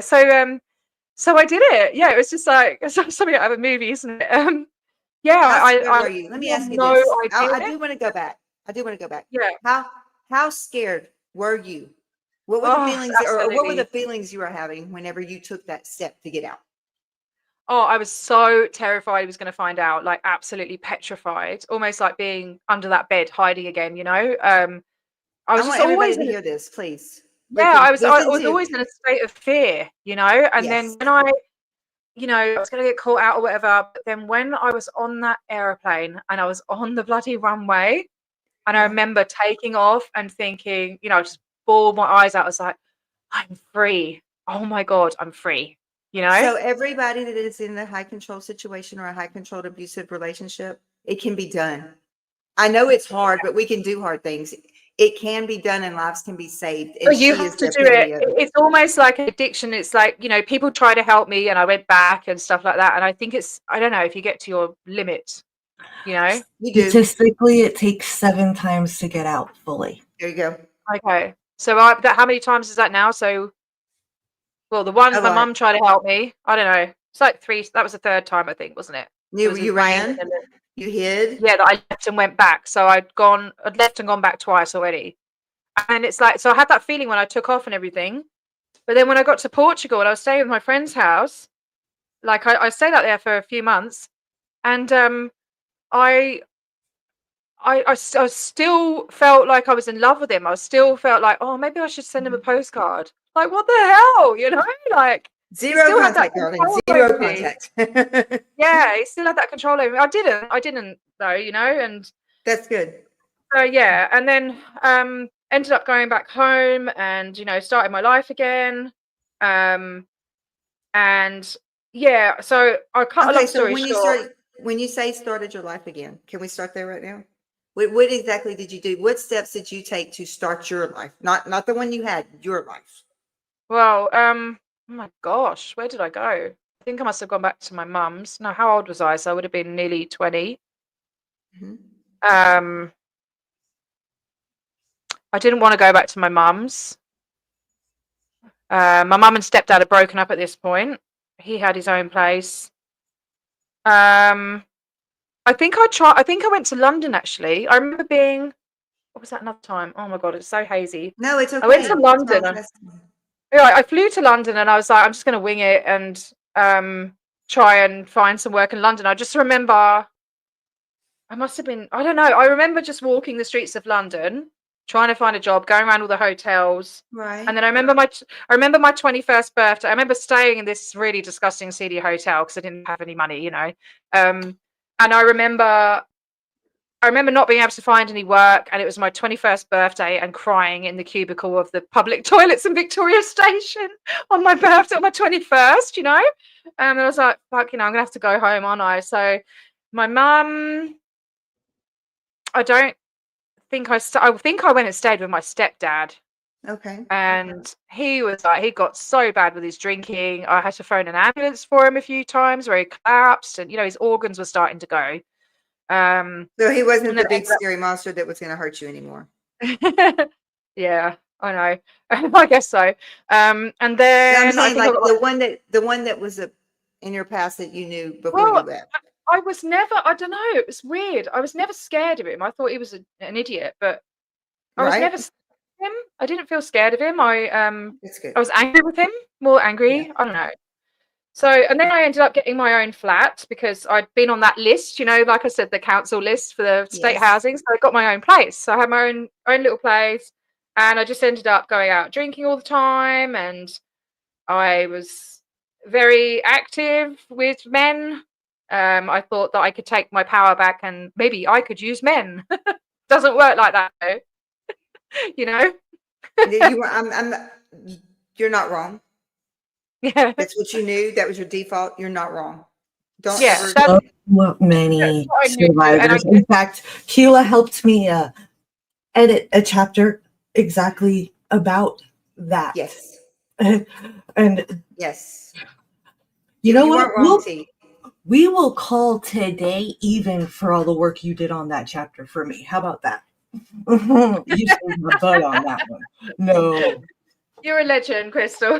Yeah. Thank you, Crystal. So we will call this morning even because of all that work you did on that one for me. So- No problem. Anytime. T, you are not wrong. Okay, I want you to understand that this was not your fault. I know that you've already been through therapy. I know, but this is me as a friend. Okay, forget all that. This is a friend. Yeah. You were not wrong. You did what you No, had to do I- to survive, and you know what? You Yeah, and did it. But it's really weird because I felt like I was kind of obliged to sleep with these guys. And I remember being so drunk. I was drinking a lot, you know, all through my 20s. I was drinking and partying and somehow managed to get through college as well. But, you know, I had a friend that was younger than me and she was like my best friend for 7 years. So I thought she was. But this is why I think I don't know. I've always talked out about my abuse with Roy, and I would talk to her about it, and I would talk to anyone. I just wanted someone to listen. And Right. she'll just say, "Oh, shut up," like, why do you always have to make your life harder than someone else's and all of this, Because your and life matters. That's why. I just, yeah, she's like, "Oh, you're ruining the vibe and all this." And, I look back now and there were so many things that she did. She was very controlling as a friend, she was 18 and I was 22 or something like that. Mhm. I didn't realize it back then, and I realize that now. You're you're so so worth everything. Thanks. I know.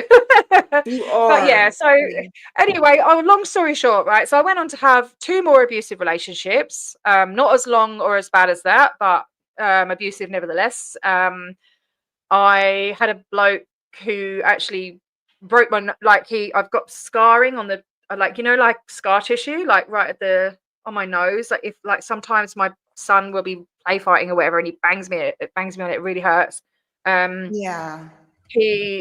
I just remember him beating me to the ground once, and there was a witness, and they came along, and he ran away, and then I just remember walking me to the phone box to phone the police, and I couldn't even dial the numbers. I must have been concussed or something.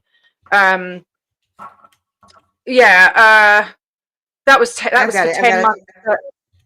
A lot of trauma was triggered by him because he went to prison and he threatened to burn my house down, and he said he was going to burn the house down. I had his dog, and so I put a bucket of water in front of my letterbox, because the letterboxes are in the door in England, Right. they post the mail straight into the house. So I'd have a bucket of water in front of my letterbox in case he was going to burn the house down, and I remember having this real like when you have a dream and it feels like you're in half awake and half asleep.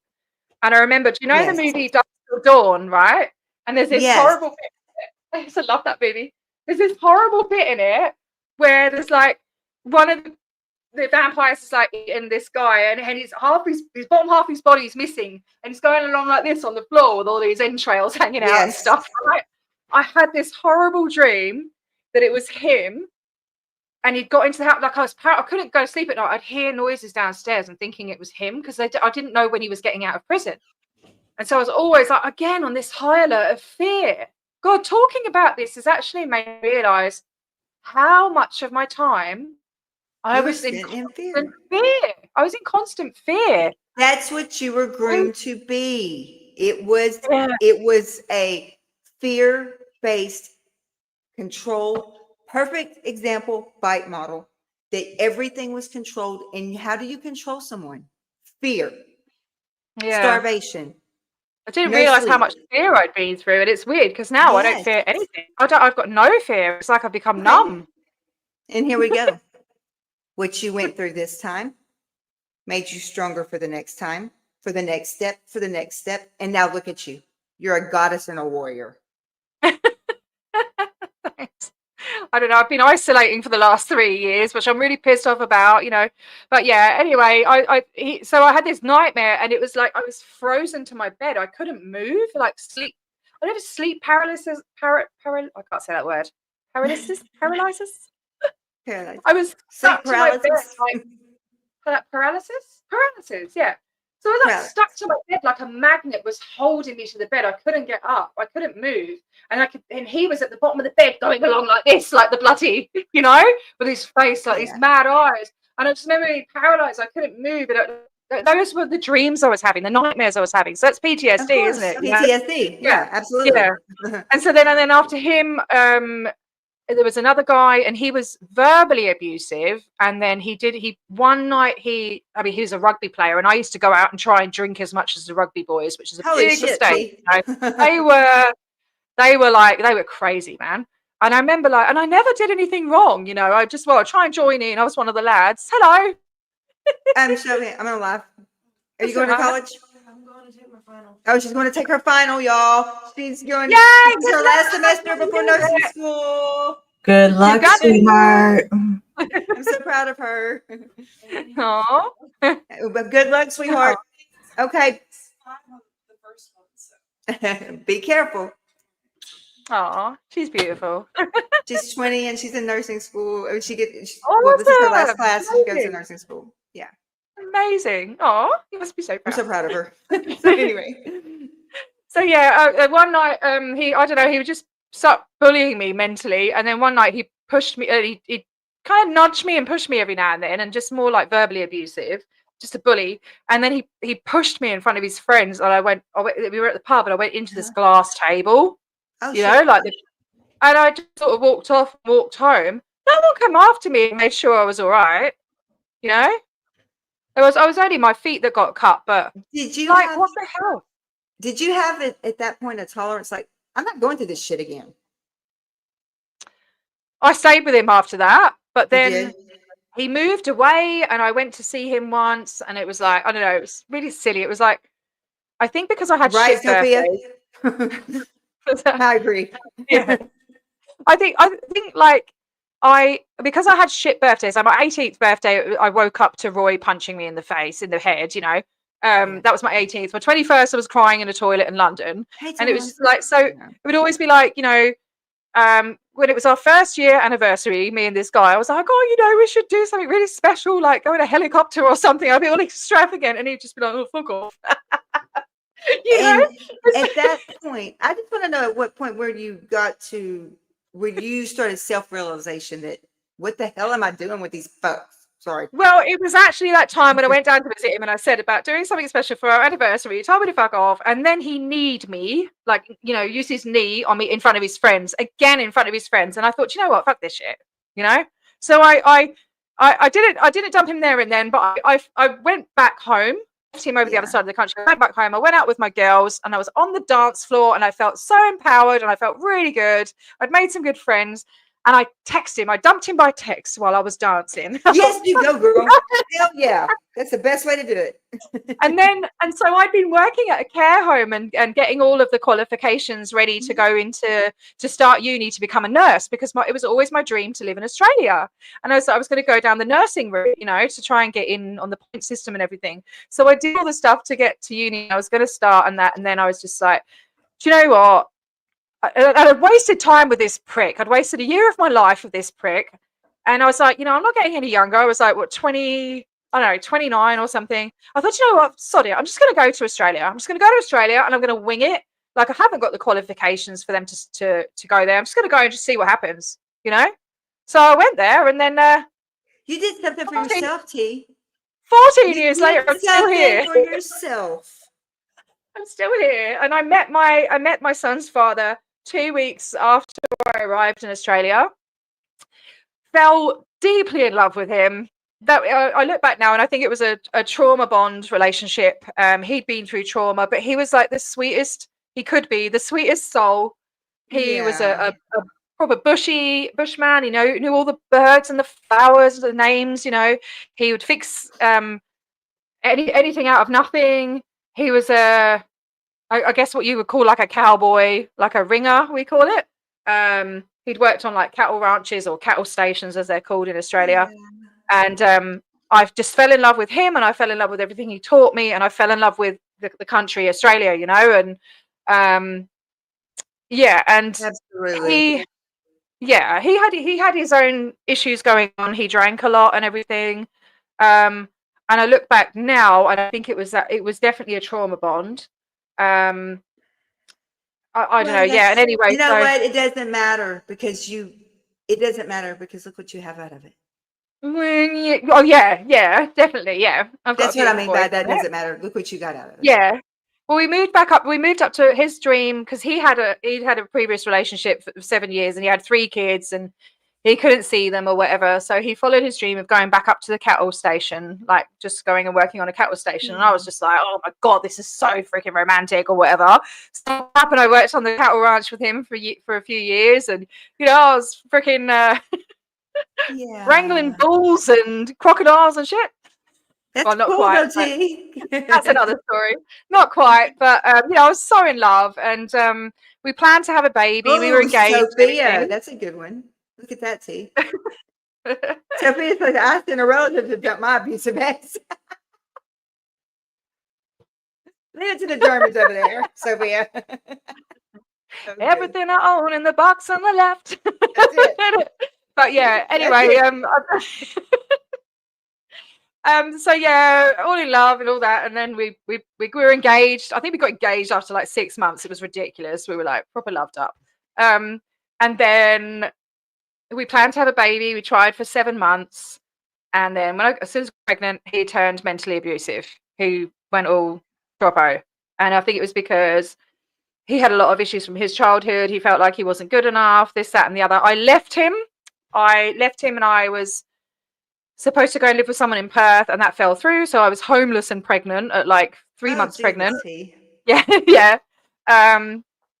And I could have just gone home to the UK, but at that point I was on a temporary visa. And if I'd gone home, I would lose my chance of becoming a permanent resident. So I was like, I am not going home. I'm getting my residence. Okay, but that My strength son is that going to you be gained, Australian. that My strength that baby's you going to be gained Australian. was from everything you have already been through. It was my dream to live here, and I'm like, no, I'm not going, right?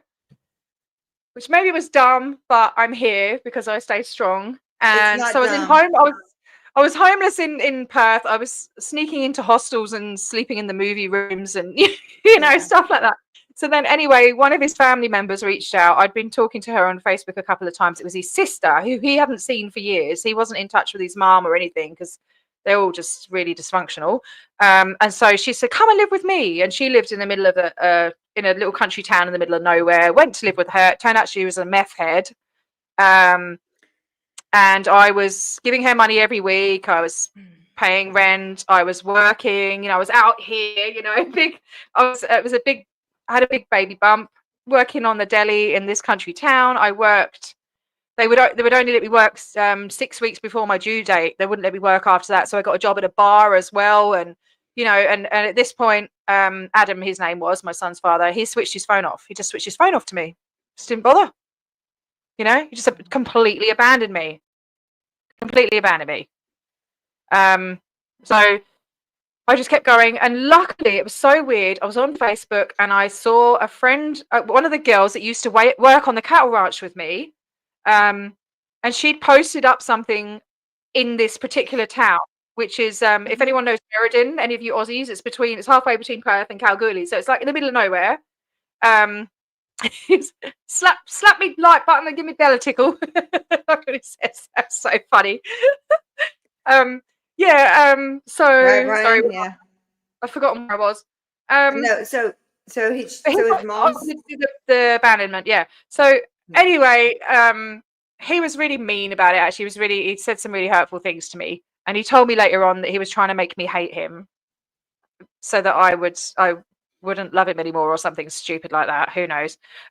So his sister, one day I was ranting about him to my friend, saying what a prick he was and all of this, and his sister like got mad with me, and she was supposed to sell me her car. Like I gave her the money up front stupidly, and she never gave me the car, and I ended up, I don't know, we had a row. I moved out. I got my own place. I wasn't entitled to any welfare because I was a temporary resident. Right. I got this baby coming, you know, he wasn't helping me out financially or anything. I was only working in the bar, and I'm literally like walking along, waddling like this, like as a waitress, trying to give. And the woman's like, T, you can't work here anymore, you know? You can't work here anymore. Like, what Watch are you me. doing? Watch me. I've got to pay my rent. You've got to let me keep working, please, you know? And I used to wind her up because I've always been someone, I'll have a laugh. I'll always have a laugh. You know, I like to have fun. And I remember being behind the bar with her. When she wasn't looking, I got a glass of water and I poured it on the floor, and I went, oh my God, I think my waters are broken. She was like,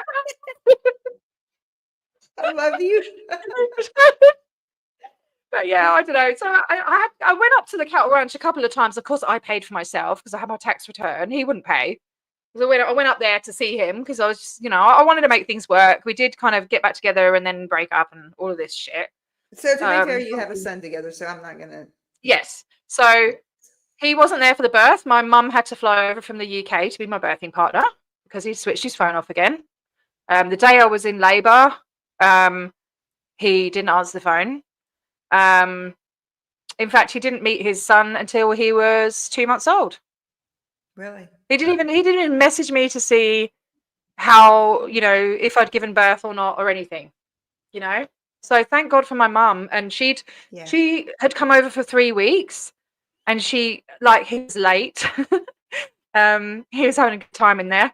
I loved being pregnant. I actually like when I had the baby. Like I used to have my dinner plate on my bump, you know, and I was like, I don't want him to come out. I quite like him being in there. And I had a puppy, and you can protect him in there, and you can keep him safe. And the puppy used to fall asleep with his head on my belly, listening to the baby. You know, it was so sweet. So but, yeah. Anyway, so what was I saying?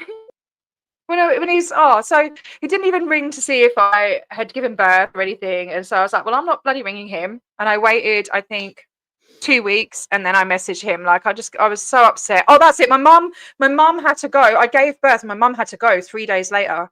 So all of a sudden, I'm in the middle of nowhere. My friend had left, because it turned out my friend was in the same town, but then she'd left. She had to go back to the UK. I had no one. I'm sitting there with this baby, you know, and I you know, obviously never had a baby before, didn't know what I was doing really.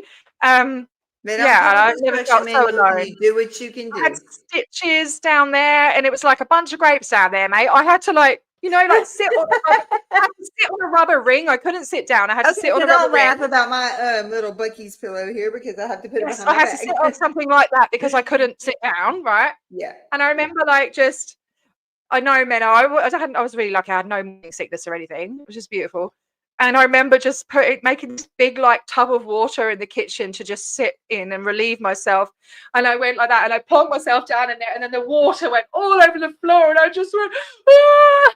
I just started bawling my eyes out. I felt so alone. And so, you know, and during my pregnancy, I've missed a bit out. During my pregnancy, I was having suicidal thoughts. I was almost I thought about throwing myself in front of a train and stuff like that. So afterwards, depression, or I had post and pre. What is it? Post and prenatal depression and postnatal depression. The doctor said. And also the psychosis also can come with that. Oh my gosh! Yeah, I'm lucky I didn't have that. Yeah, I'm lucky I didn't have that. But yeah, anyway, so Bucky's. We're getting near the end now. Sorry, guys. I am getting near the end. You're good. We're just taking your pace, honey. I know, but it's long. So, and I've got to get my son to bed as well at some point. But yeah, so he didn't meet until he was 2 months old. He said he was going to come down. He wanted to make things work. He was sorry. He wanted to be a family and all of that. So he came down and he had a job interview in the town that I was in. He got the job, and he said, oh, but I have to go. He stayed at my house for 2 weeks. He helped train the puppy. He said he would do all the night feeds and everything, but I was breastfeeding, and it was just easier. Well, I'd made espresso milk and put it in the freezer and all of that shit, and then it just turned out that he didn't wake up when the baby cried. So I had the dog snoring, I had him snoring, and then the baby. I was like, God's sake, you know. Somebody help me. But anyway, he was there for 2 weeks.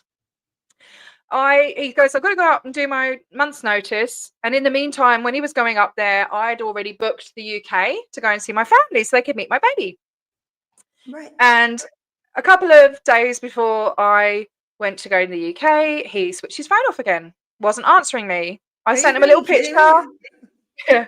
I sent him a little picture of his little baby holding a passport going, I'm leaving the country, Daddy. You know, trying to tug on his heartstrings. No answer. Get to the UK. Wow.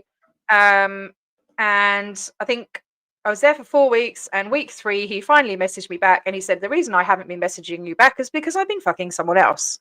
No, thank you. Wow. Holy shit. Yeah. I wasn't expecting that one. I know. What? So then I get I know. And honestly, I just jumped on because one of your guys' guitar stuff studio, and I just wanted to show that real quick. Oh, hey, I remember you. You did the, hang on a minute, what did you do? I remember you did something really cool, sorry. But all the guitars in the background. I just thought they might appreciate that. And wow, what a charmer.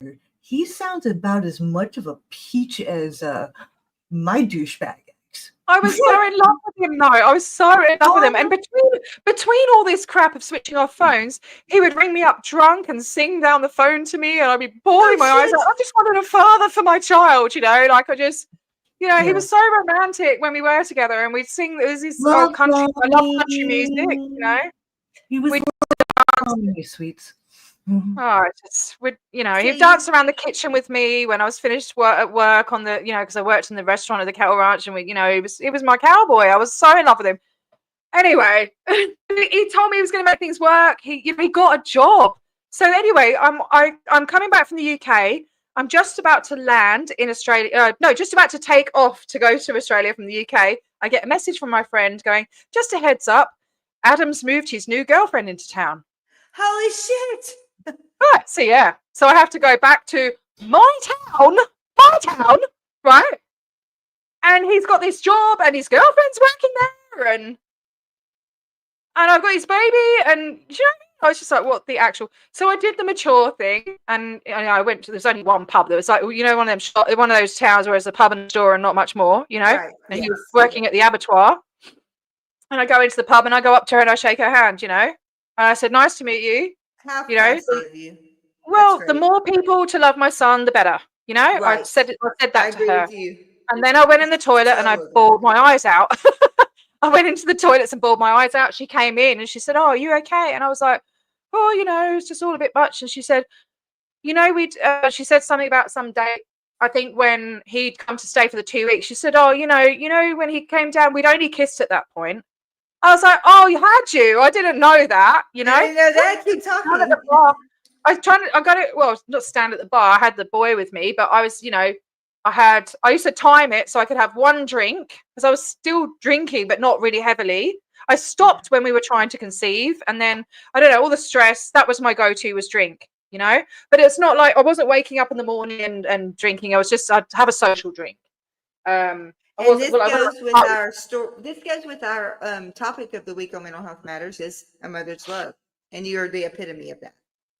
Oh, thanks. But I used to time it so that because it would take 45 minutes for the alcohol to go into your breast milk or something like that. So I'd have a very light, like I'd have a vodka and Coke or whatever with like not even double shot, just a normal one, right? And it was his girlfriend behind the bar serving.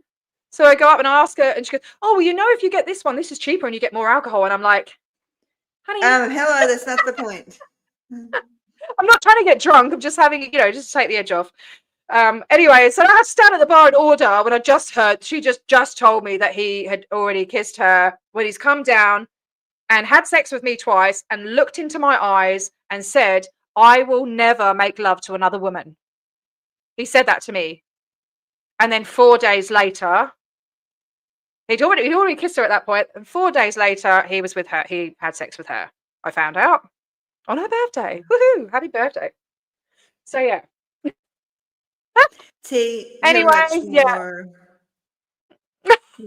anyway, it ended up like so this is when I realized like he was a narcissist. His mother was a very, very narcissistic woman. The whole trying to control you. If she can't control you, tries to control everyone, causes shit between everyone and all of that, right? So he tried to do that to me. He tried to do that to me in my town, right? He made up this story about some young lad who was like this 19-year-old boy. I'm like, what, 32 at this point.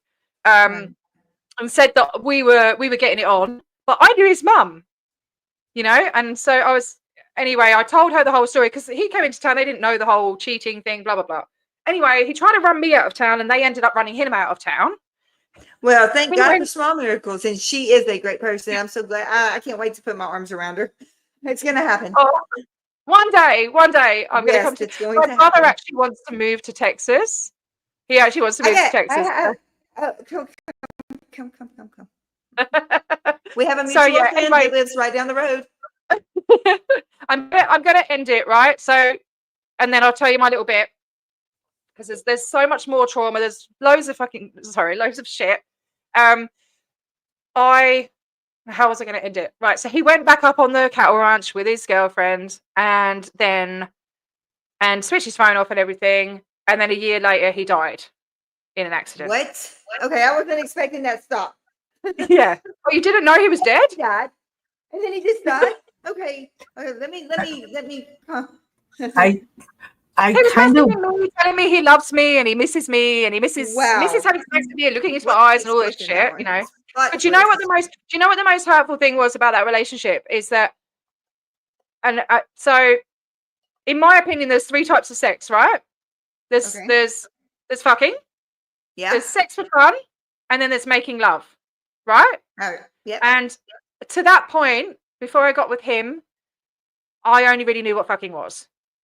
Right. I don't do the whole for fun thing. That just kind of freaks me out. I don't know why. And he was the first person. He taught me what making love was, to the point where it was so special. I'd be crying and, you know, all of that. And I really, really let him into my heart. And then he ended up cheating on me, and it was like it was just all a But lie. he also So let a child into really, her as really well. messed me up. Really messed me up. And I've got a baby as well, you know. And But that and then he child dies. conceived Then out he of love. dies. You know, he dies, and I've got all these unanswered questions. And how am I? You know, how permanent trauma bond. I thought that, yeah, that's what I'm saying, trauma bond. That's why I was saying it was trauma Yeah. bond. But I just, I wanted a dad for my son. I thought he would need one, but I think boys are okay. There's some really strong men out there with strong mothers, Yes, and there vice are. versa. There's single dads that do amazing jobs, you know. Yes. So yeah, It's not you like know, he walked out on you and walked away and ran. He just, I mean, like you just shocked the shit out of me. He died. You can't well, no, he control didn't. that. He walked. He chose to leave town and go with her rather than stick Yeah. around, move to the Yeah. next town or something. You know, he chose to go But he back would up there, still ignore him be again. here. Yeah, I'm just saying he and could you know, probably get visitation, who knows what, but he he's would not probably here be anymore. in and out of his life anyway. And Yes. I'm not gonna, you know, I had a break. Like when he decided he was leaving, I went round his house, and this is probably really bad, but I helped. Oh, it's gonna make me upset. There's no bad, there's no good. It's your life. It's your story, honey. I held Jacob in front of him and I said, "Are you really going to leave him? You know, are you going to leave him?" And he'd been telling her all this shit, saying that I didn't let him go to the birth. You know, Oh, wow. like all of this shit, painting me as this horrible person, and she just bought it, hook, line, and sinker, bought it. Anyway, so yeah, so he dies. I ended up having a How couple old of is stupid. he? It was just before he was 2. Okay. Yeah. Yeah, and so the rest, there's loads of other traumatic things that have happened, but they're the main ones. And so I started having therapy 2 years ago. I did schema therapy, Yes. where they identify your schemas, and your schemas, I can't even remember what mine are. Oh, right, so this is the major thing, the major discovery. One of my schemas was abandonment issues, and I was like, what? Well, let's see. That starts with CPTSD, you know? Oh, and the CPTSD, I got diagnosed after the guy that I dumped on the dance floor when I was 29. So that's when I got diagnosed with it.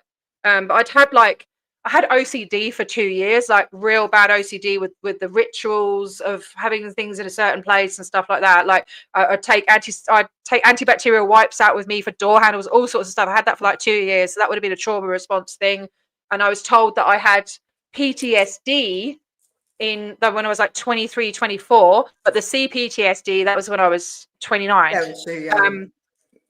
Yeah. So anyway, I was told just over a year ago that I have abandonment issues. Now I had no idea. That I had abandonment issues, but this really helped me. I opened a can of worms, and it really triggered a spiral of trauma for me. But yes, you have to go through. I think I have to go through this. I'd rather have gone through it to get through and it. known why. So the knock-on effect, the abandonment was from my dad. Yes.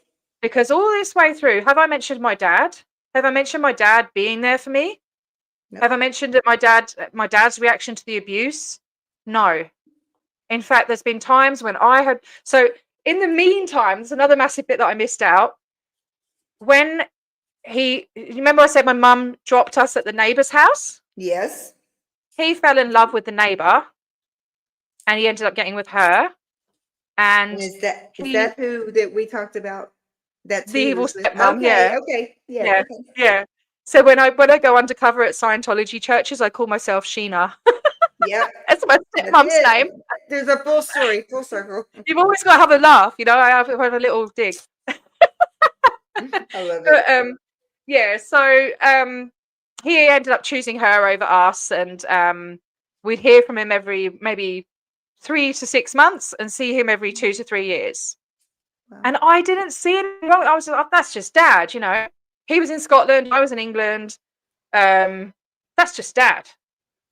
But I realized now that, no, well, hang on a minute. He was my parent and he should have been there for me. And there's been times where I rang him up. I asked, you know what I said? I was homeless in London. I actually managed to get a job in Gatwick and an airport. And I needed 30 pounds, so like $50 to get an airside pass so I could start this job. I was sleeping on a friend's sofa and I don't know. I asked him for money. And I could hear her talking in the background, telling him not to give it to me, you know. Wow. And he was crying and saying, "I want to help her," and you know, I don't know. So anyway, he ended up being brainwashed and controlled by this woman, and he wasn't there for me. But realizing that I'd been abandoned by him is the knock-on effect of that is me getting with people older than me, maybe, being a people pleaser. Putting up with abuse because I didn't want to leave because, you know, it's that abandonment thing. I was scared of leaving them. And do you know what I mean? The unknown. You didn't know what was coming. Yeah.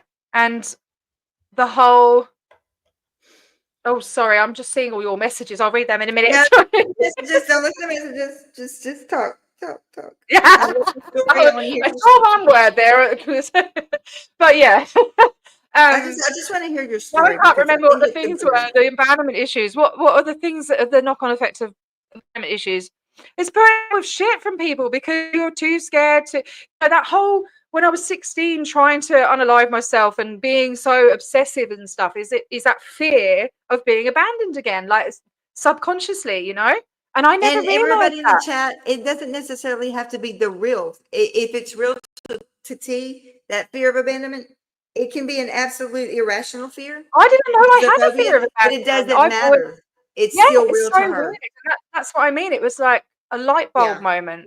Okay, right. Because I didn't know. I thought that the reason I was messed up or whatever was because of Roy, what he'd done to me, you know, but it wasn't. It was before that. And that led me to accept the shit from my stepdad. That led me to accept the shit from Roy. It led me to accept all sorts of shit, you know. And man, if I'd known that earlier, but also your childhood, the emotional needs, the basic emotional needs of a child when you're young, they weren't met. You know, you as a child, you need to feel comfort, validation. You need to feel safe. You need to be safe, loved. Yeah. Yes. Nurtured. Affection, validation. You know, listened to. You know, you need to have a positive self-esteem built up, and if you don't, then that can cause you to be traumatized, can't it? You know, it's not setting you up for the world.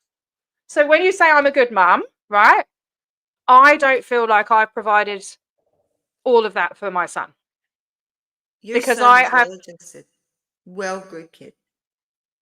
Yeah, but I've there's been times where I don't know what I'm doing as a parent, right? I've had to. Who does, T? I'm reparenting myself and figuring out how the hell to parent someone else as well. I got diagnosed with ADHD, now autism, and you know, and I'm like my dad, and I get why my dad that shit. You don't use any of that shit. I get why my dad was the way he was with a friend. I'm like that with Jake. I'm his friend, you know, and I'm like, no, I need to bloody. Okay, so look at me. Disciplining him feels so foreign to me. It goes against every fiber of my being, but I have to make him ready to go out into the world, you know. So look at me, T. I want you to know something.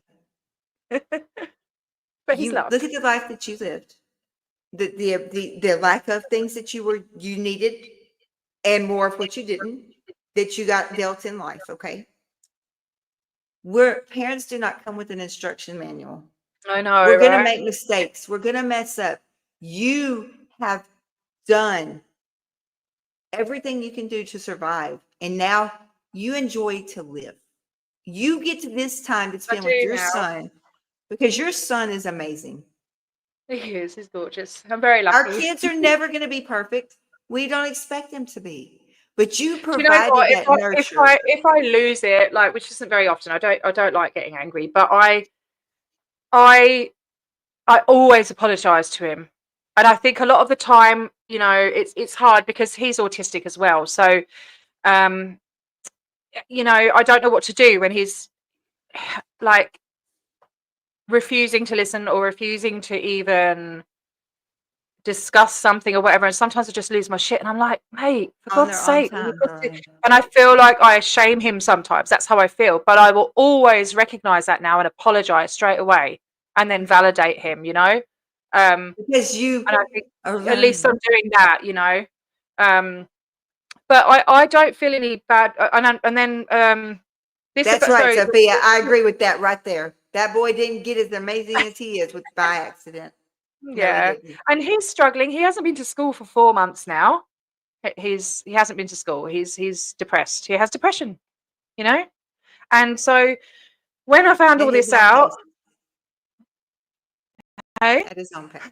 At his own pace. That way he's yeah, not stressed out about it. it's Yeah. driving me nuts. I don't have any time to myself, and it's driving me nuts. How old is he? He was 11 in October. He's 11. Play therapy or art therapy? Honestly. Art Well, see, this is the thing. So this is where I'm at now. So 3 years ago, something else happened to me and triggered me, and then just over a year ago, this whole abandonment issue thing has just caused me a massive spiral and shame and all of this stuff. And I've been isolating. So I've got into this really bad habit before I started on YouTube of just not getting out of bed in the morning, putting him in school, and then going back to bed. I was really depressed and really messed up. And now we're both doing that. We don't go out. Okay, so recognize that. Recognize Yeah. that and do something about it now. Change it now. I know. And it's like, do something about it. It's like, I know what I need to do. I need to go out and stuff, but I'm just not. Take him I'm outside. not. And Walk around. You know, go I know, treasure I know. hunting. You know, something. You're I know. so smart. And just like him wanting to go to the Lisa McPherson, that was the Yeah. you're That's all teaching I've got. him Do you know, how to the only be a thing I've gone man. out for is protesting. The only thing I've gone out for is protesting. How ridiculous is that? But he wanted to go with you. That was amazing. He did. He didn't want to sit in the car. He wanted to be a part of it. He Because did, you're yeah. the leading light example in his life. And that is incredible. Yeah. He doesn't want to go to the park anymore. Like, I bought him one of the electric scooters. He just doesn't want to. He doesn't want to do. He's at an age where, like, he started puberty and he's like proper cranky. And he's Yes. like, leave me alone all the time. And I don't know what to do with him. He doesn't want to go to the trampoline park. He doesn't want to go to the park. He doesn't want to go out on his scooter. He'll go to the cinema and he'll go to like anything to do with anime. And then I took him to Comic-Con and it was too noisy. And it's just, I don't know where to take him. I don't know what to do with him. At his own pace. At your own pace. Yeah, And I play video games with him, you know, but that's great. It's time together. And it makes him feel Yeah. safe because he's not out and putting himself out in that arena. But you know what? He comes to me if he feels worried about something. He comes to me and we talk and we strategize together. Absolutely. And I Kathy, never the had that only with thing my you can parents. So is the best you can do. There is no Yeah. one size fits all. You do whatever you need to do for you and your son. I know you don't think you do, but you've got this. Thank you, Kathy. Yes, she does. thank you. But like, you know, so where I'm at now is I feel like, you know, I haven't been going to therapy. I just felt like I hit a brick wall. It's just not doing anything for me. And the whole I'm burnt out and You need a break too. I'd need a break. A break would be nice, but yeah. So I've been fundraising and saving up to get the stellate ganglion. Okay, so guys, I want to tell you. I'm gonna stop right here. In the I think it was changed description, my life. since we've had to change like 5 descriptions because hey, Pat Grammy. Since we've had to change so many descriptions. She's got a GoFundMe, and I'm saying this from Mental Health Matters channel. Hey, Journey. For Mental Health Matters channel, we are going to be a part of that because She does not have to do what she does to help everyone to get out of this damn cult. But she is doing everything she can, and we're going to take it one day at a time, and we're going to help her. And my community, my Mental Health Matters channel, they will, and we will keep sharing. And if you can't even give a dime, you can share, because she's raising her son, and she takes her money, and she And my dad, I got halfway there. Then my dad passed away kind of suddenly. When was it? The beginning of, no, it was the end of October. And then his visa, Jake's visa wasn't working, right? Or I mean, the passport and all of that. And then yeah. just recovering from MRSA and all sorts of stuff's been going on. I was just like, ugh. So I was halfway there to my goal. And then my dad passed away. So I had to use some of the money to fly over there. Yeah. So what it says on the, hang on, because I had to transfer it into the bank account. I don't know. So I'm probably about 1.5 to 2,000 short. Oh, that's it. How much is that American dollars though? I don't know. So the total was, with all the travel and everything, because I can't get it done in Perth, it has to be in Melbourne, was 5,500 Australian dollars. I'm not sure what that is. I think it's less in US dollars. Oh, is it? It's less in US dollars. So it's less than that. And what was I saying? So I'm planning on I'm going to get some more work. I work at the school. So I'm going to get some more work after Christmas, because obviously it's going to be shut. We have summer holidays and Christmas holidays in one in Australia, because it's summer here at the moment, which is really weird. So we have please come. I hate this winter.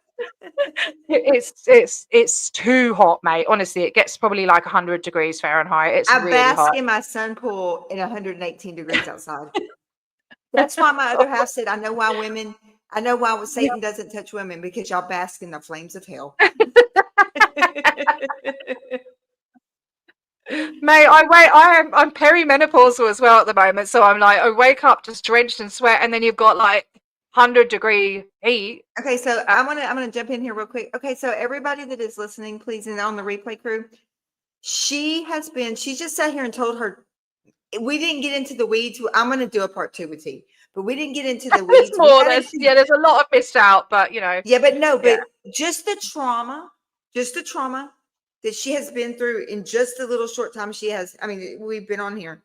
That right there shows she needs, and therapy, regular therapy is not helping her anymore. So what we're going to do is we're going to try to finish raising these funds for her to get these shots so she can go back to pre-trauma. I just want to have she wants to be herself again. We're like, you know, I'm not functioning okay. I know you all say I'm a great mum and everything, but there's a lot more that I need to be doing, you know? And it's okay not to be okay. You say just go out and stuff, but I haven't, and I'm not doing all the therapies with him, and I know I need to. I've got funding there, and I'm not using it for him. And I need to, and I don't know why. It's avoidance, you know? Okay. See, when a plane tells you to put your oxygen mask on, who do they tell you to put it on first? You first, then your children. Okay. Because you can't save your child. I know. I've been running on empty for 3 years, you know. I'm burnt out. Wait, Journey, put that up. Can somebody put that up for Journey? Did Journey just posted? Oh, Mad Drop Bear did it as well, yeah. $2,000 is 1,270 equals 1,276 right now. Okay, hey Brian, hang on. Looks like to be a little over $3,500 US total for. Okay, so $3,500. That's our goal. Okay. No, that's too much. Okay. I've already got. Hang on. Let me have a look, because there's big Christmas coming up as well. Journey's saying 2,000. Journey, can you clarify on that for me? Let me just see, because I've got. So the money that was in the GoFundMe, I got confused because it says you have to set up a bank account or something. I set up the bank account, and then it took all the money out of the GoFundMe and put it in the bank account. And I'm like, no, I don't want it there. I don't want it there. I use in my bank account, and I haven't touched it. And when I was saying when my dad passed away, is I got some money from him. It was like $2,000 from him, right? So let me see. Where is the savings? Okay. And I'll tell you how much I've got. Da, da, da. Okay, so I have 3,500 Aussie Yeah, money. that's what Jones. Okay. Oh, okay. So I've got So 3,500. tell me what you need. That's 2,000. Oh, okay. So you're all over it. You're way ahead. I just want to know what you Sorry, yeah. need. So what Jenny said, basically, I guess, yeah. So we need. And, and I don't expect, I don't like asking for money because I am very independent. I moved out when I was You 15. never I've asked done for everything. anything. I've done everything myself, and it feels weird taking money. But I thought other people are doing it. If they want to chuck in $5, and Brian, thank you so much. I saw your donation today, and I haven't said You will thank you. have I mine only today in just a I minute. didn't have I only saw it today, and I really appreciate it. Thank you so much. And the anonymous donor before that as well.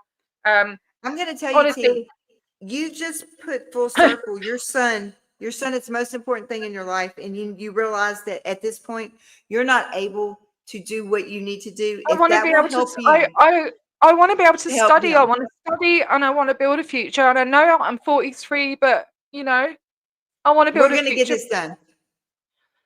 We're going to get this done, T. But I don't want to be crying. I don't want to be sad. I'm sad fishing. Am I sad fishing? Oh, hell no. Don't even use that word. Oh, I don't even allow that word. Oh my God. yeah. But This is for your son. I know, but I am going to be working.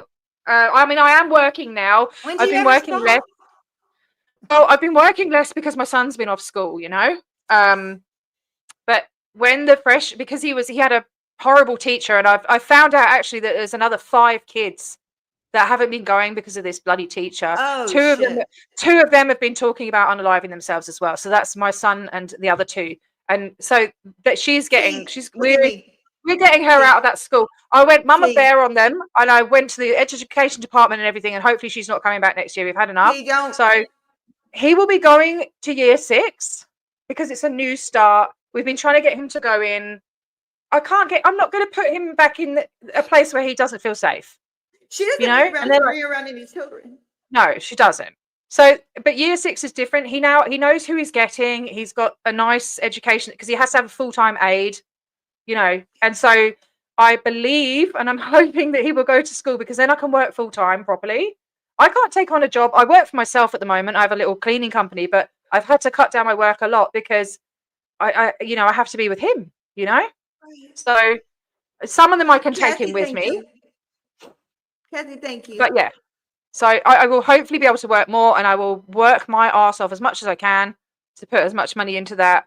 I just want to reset. I just want to a fresh start where my brain is functioning properly. I can't study at the moment. I struggle to read stuff because my brain is just so fuzzy, Yeah. Like I say, I've been running on empty for 3 years now, and I've just been eating as well, like an absolute, I've put on so much weight. I'm as big as I've ever been in my life. But it's starting to cause physical problems, my breathing. When you broke out was so bad. I was like, oh God, T. Oh, well, yeah, the whole MRSA, I don't know if that's connected, but my breathing as well. I need a CPAP machine now as well because I put on weight. It's really round here, So get with me. We're going to do some trauma release exercises, and then that'll go away. I call it my chneck. It's a chin and neck in one. It's a chneck. Thank you, Kathy. Yes, don't ever be ashamed for asking for help. It takes a strong person to know when you need help, and to accept it. And you do so much for this community, T. Thank you. You are a guiding light.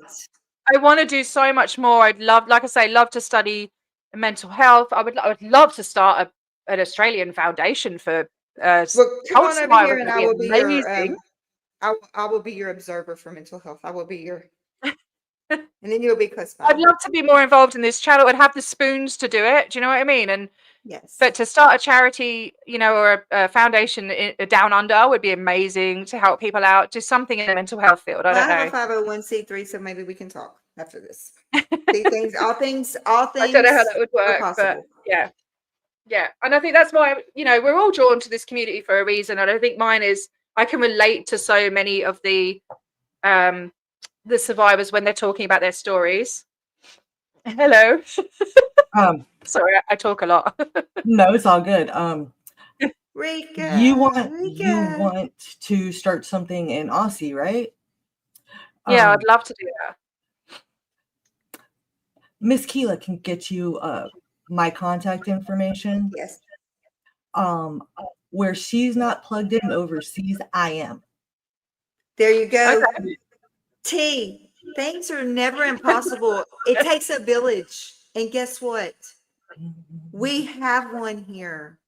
Mate, you do not understand how much this community's done for me. It's like I say, I've been isolating, and I now have a social life. Yes, it's online. I'm still not going out, but I have, like I say, Mine is too. like for decades, I've been talking about my abuse, and I've been just people don't know what to say because it's the right. People just look at you like, whoa, like they don't know what to say. But since I've come here, you know, people know what to say. Because they've been through similar, or I feel so accepted and validated, and it's just honestly, this community has been just life changing for me. You know, I've got so much more confidence back. Like I say, I'm talking on the phone now. You know, I'm going out. Call me. Focus, Call me. I mean, amazing. and don't I know. I just video call you randomly. You know, Yes. like, I didn't do that before. About needing the shots and stuff. Over That's the weekend when I was Keela met a very dear friend of mine, Cherry. Yes. Her CPTSD and everything, and her trauma is so bad that she had to bypass EMDR, all of it, and have shock therapy to help with hers. Wow. Okay. Yeah. Things like that. Okay. So I'm still typing in, so keep talking. it does not. Okay. I personally, with my CPTSD and things like that, I go the holistic route. I like my green. I like my CBD. I know we're not allowed that here, though. It's illegal. So I threw my CBD away because I was scared because somebody got arrested. I am in a state paranoid anyway. I'm in a state that it actually is legal. So yes, it's legal in Canberra, I think, or they're legalizing it in Canberra, but medicinally. But yeah, not where I am. And you know, with the writing and the video games and I'm at you know, building a good support system. But you know, I had to walk away from this for a little bit today because I wasn't ready for this. I did not realize what we were going to be discussing. It was very traumatic. I knew it was going to be. Well, sorry, guys. First, no. If I had known what we were talking about when I was getting in it, I would have been okay. But just kind of woke up, got thrown into us having a disaster. Got thrown into technical issues, and then here we go. Whiskey Tango Foxtrot.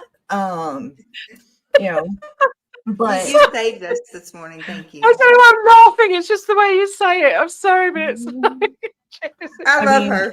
Kayla didn't know either, did you? You didn't know all of that, did you? I think I've told you a bit of when we talked last night, we knew my last night.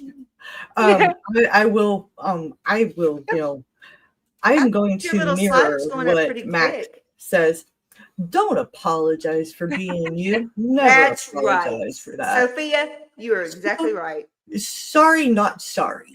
Okay. I'm not sorry. That's why I said sorry, not sorry. Yep. I mean, well, I think it's important. It's so important to share these stories, you know, and learn from each other. And, you know. Since you borrowed my channel, and we've made little mentions of it, I'm gonna bring up the whole sharing stories. The 21st of December, a anthology that quite a few of the village members are writing for me, actually. It is a domestic abuse awareness anthology. It's a survivor's anthology. Yes. Basically, part one is people who went through childhood abuse, whether they witnessed it or abused themselves, and as adults decided to break the cycle. second portion of it is your traditional survivor, and then the third is your angel stories, all in one book. And it's going to be either a biannual or annual anthology. This is the first year. Yeah.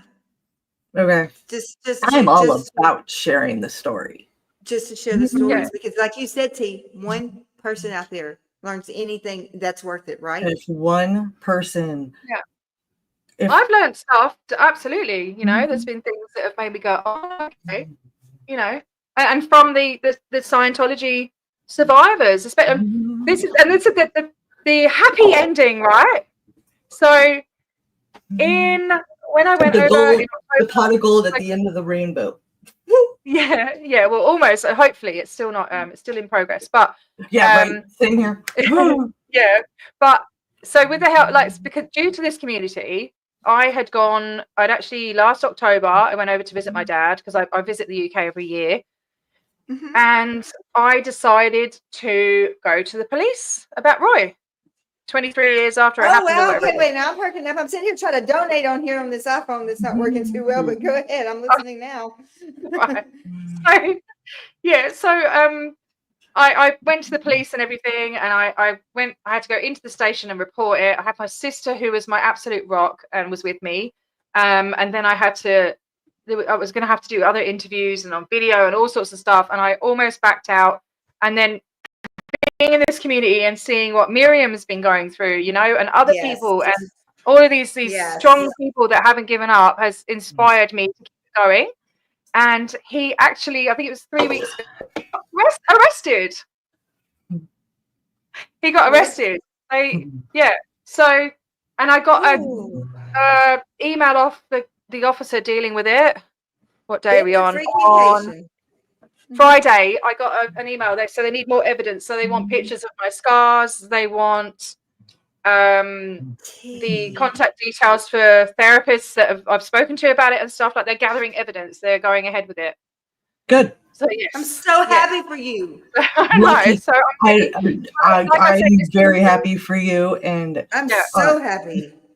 Because you know what, one of the things he did was he actually one night he took me to the police station and forced me to lie to them and say that I'd been R-worded at this shopping centre car park or whatever. I had to go in and tell them the story, and I couldn't lie. And so while I was telling the story, I admitted to them. I said, "Look, I'm not telling the truth or anything, but I was too scared to say he'd told me to do it." So then when I came out of there, he goes to me, "Oh, well, they're not going to believe you now because you've lied to them."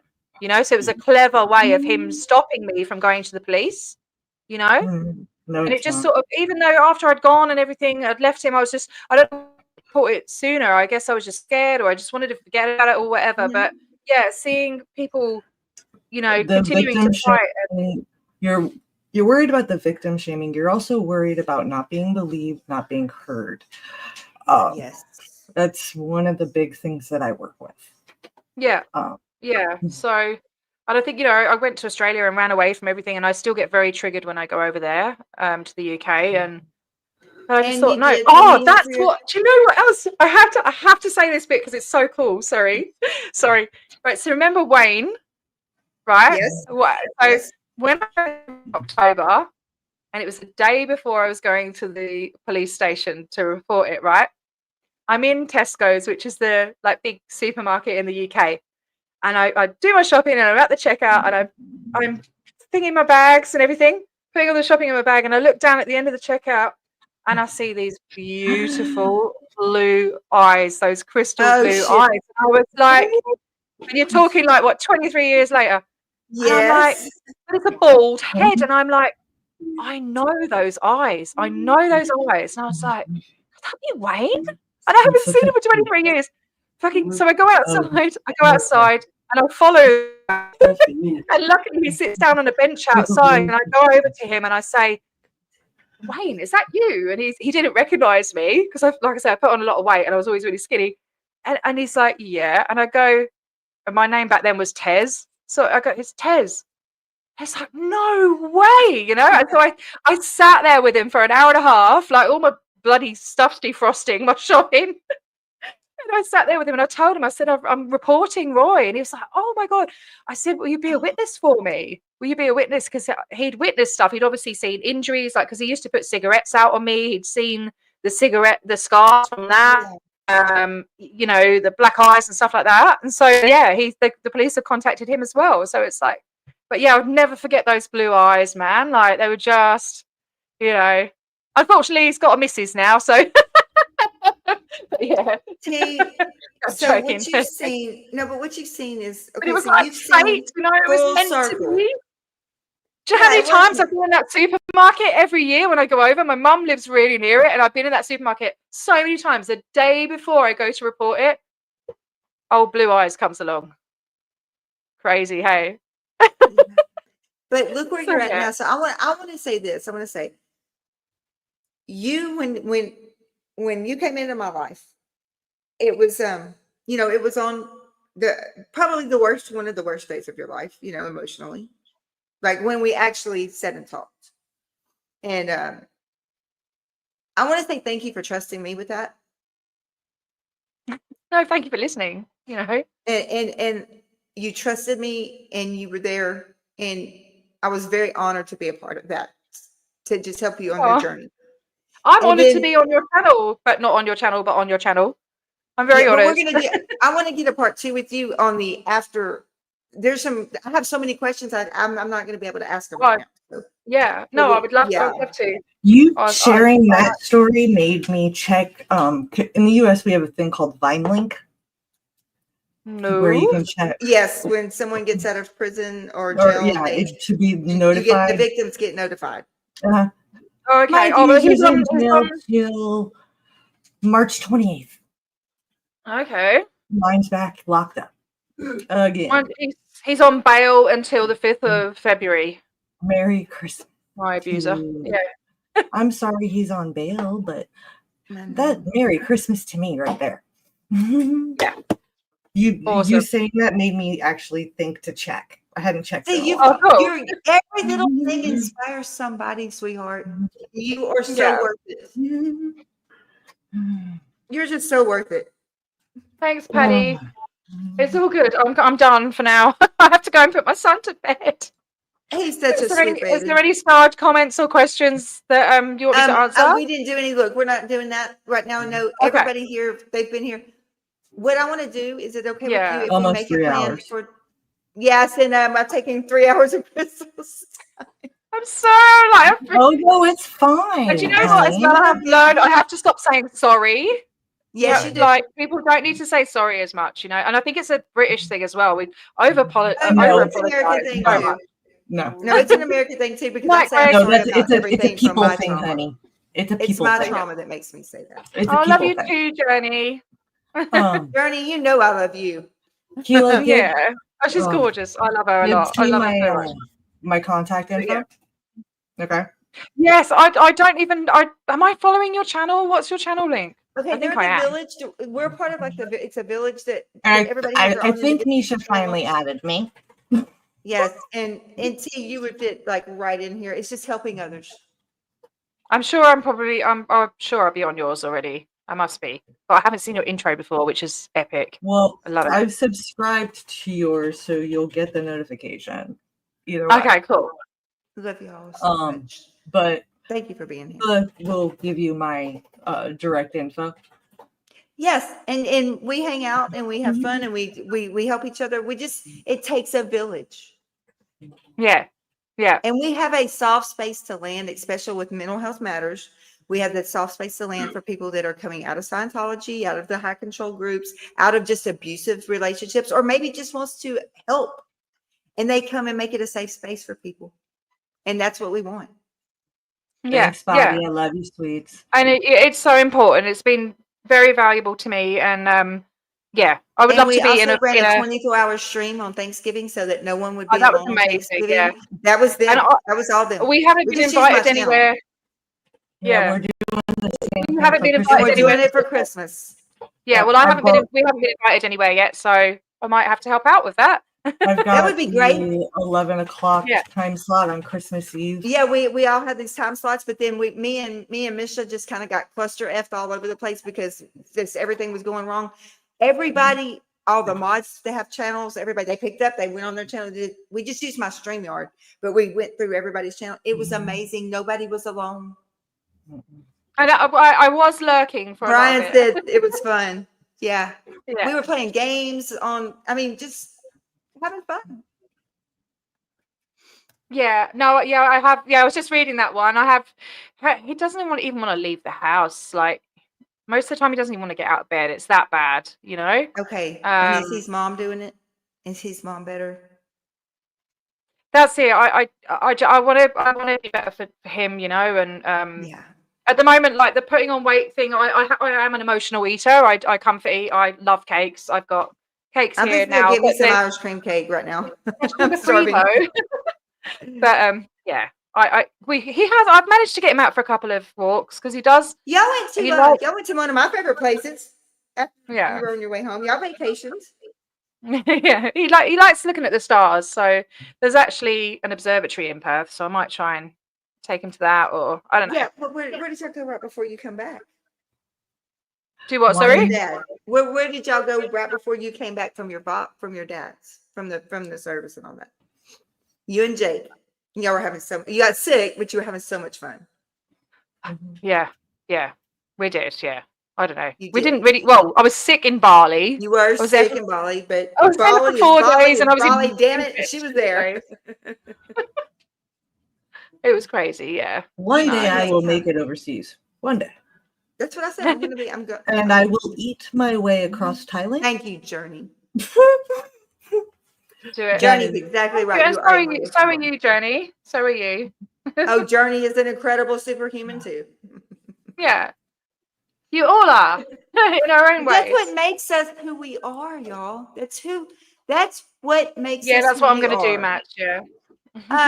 Sophia, you gotta Mad, we went to 2 cat cafes. We went to the other one the next day as well when we were in Melbourne because he loves cats. do you have a So we PO went- box or anything?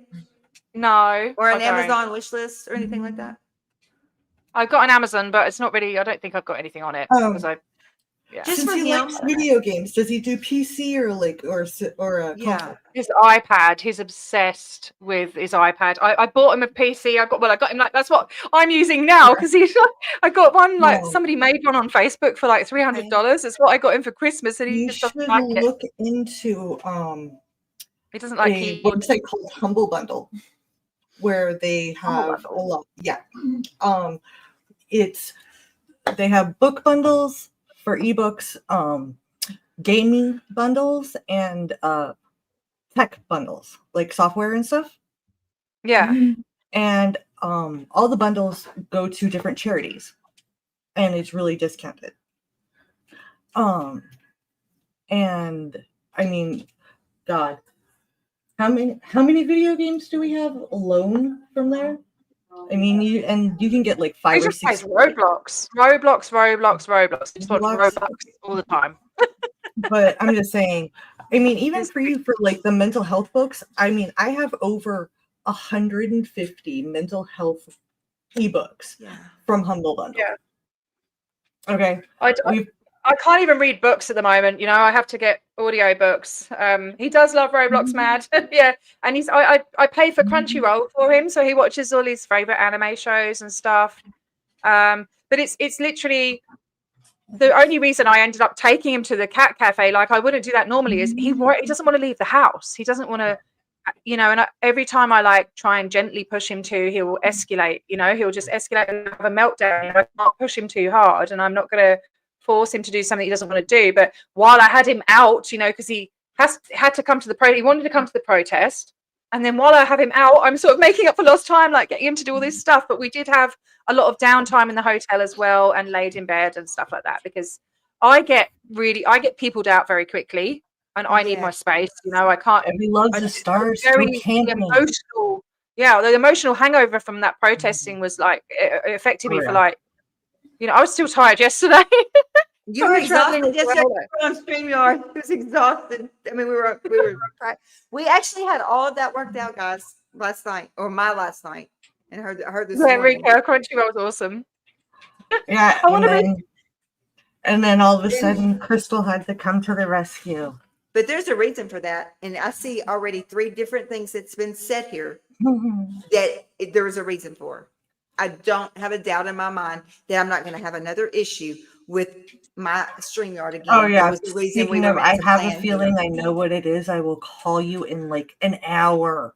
I need after we're done. Like you need like an hour. I to just need to go like- eat and get some coffee because I've been up since 3. So yeah, that would be great. This is number 2 because of y'all. Love you, but I was Love not ready to you. get out of bed. Oh, you got Red Oh, Bull? Haggis, Oh, it's man. Crunchyroll. Crunchyroll is like a streaming app for anime. Yeah. Because My- I needed yeah. to know. I needed to know where, like, if we wanted to send Jake something, how we could do that.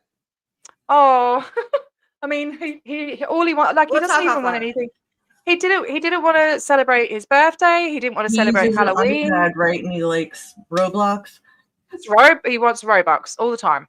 So just send game packs for him. Yeah, he's just Like send out like the iPad, like the iPads. the code thing. You know, you can buy the Robux and you have a code. But yeah, Now Yeah. it's work calling. I'm sorry, guys. Give me. I'm just gonna text. You're real good, quick. sweets. I'm just gonna read. I'm gonna try and read through some of the comments. Go ahead. Yes, please. I Because I'm hope- I such a live poor in the host. I mean, every No, you're not. No, you're not. Don't you start putting yourself down again, lady. I'll have to come and smack your bum. So Like, I Hey, I miss Crunchyroll this is a one, food too, Irish. I mean, I do. miss- yeah, there I are miss- crunchy rolls. yeah. yeah, Aw. about sushi. I'll shut up for that one. Me too. Yes. Oh, so There you you get the go. emotional hangover too, Rika. It's definitely, yeah, it's a lot. Amazing clue. Yes, there is. Yeah. Yeah, I know. I will try a match. I can't do it now. It's like class at night. And he's not going to school tomorrow, but I have work.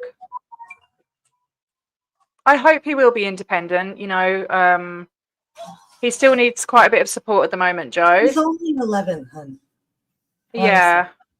But, you know, he does, you know, with his autism stuff, he struggles with a few things. Yeah. Get him one of these. One of those, look. actually, a mini one, yeah. Yeah, I just Okay, didn't turn I'm the sorry. little boy on. I have a patient that has to go to the doctor. That's why they had to call me.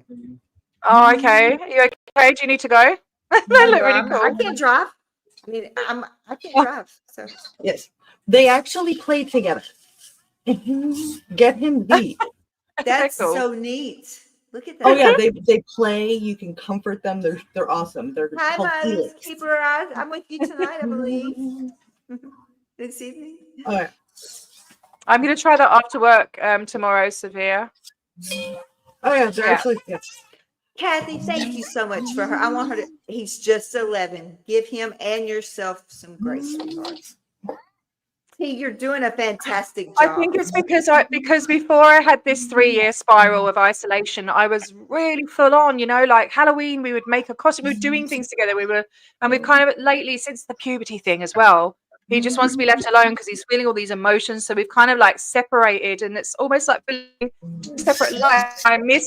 I miss that connection, and I've been avoiding. I've been doing a lot of YouTube, and you know, I try and spend time with him. I'll say, do you want me to hang out with you, mate? And he's like, no, leave me alone. And then I'm like, Yeah, but I've noticed him coming in there instead when of he just needs your sitting next to attention. him, I'm like, I'm relieved. You know, Yeah. I'm relieved that he said no. And that's No, it's terrible. But okay. it's like, No, it's not.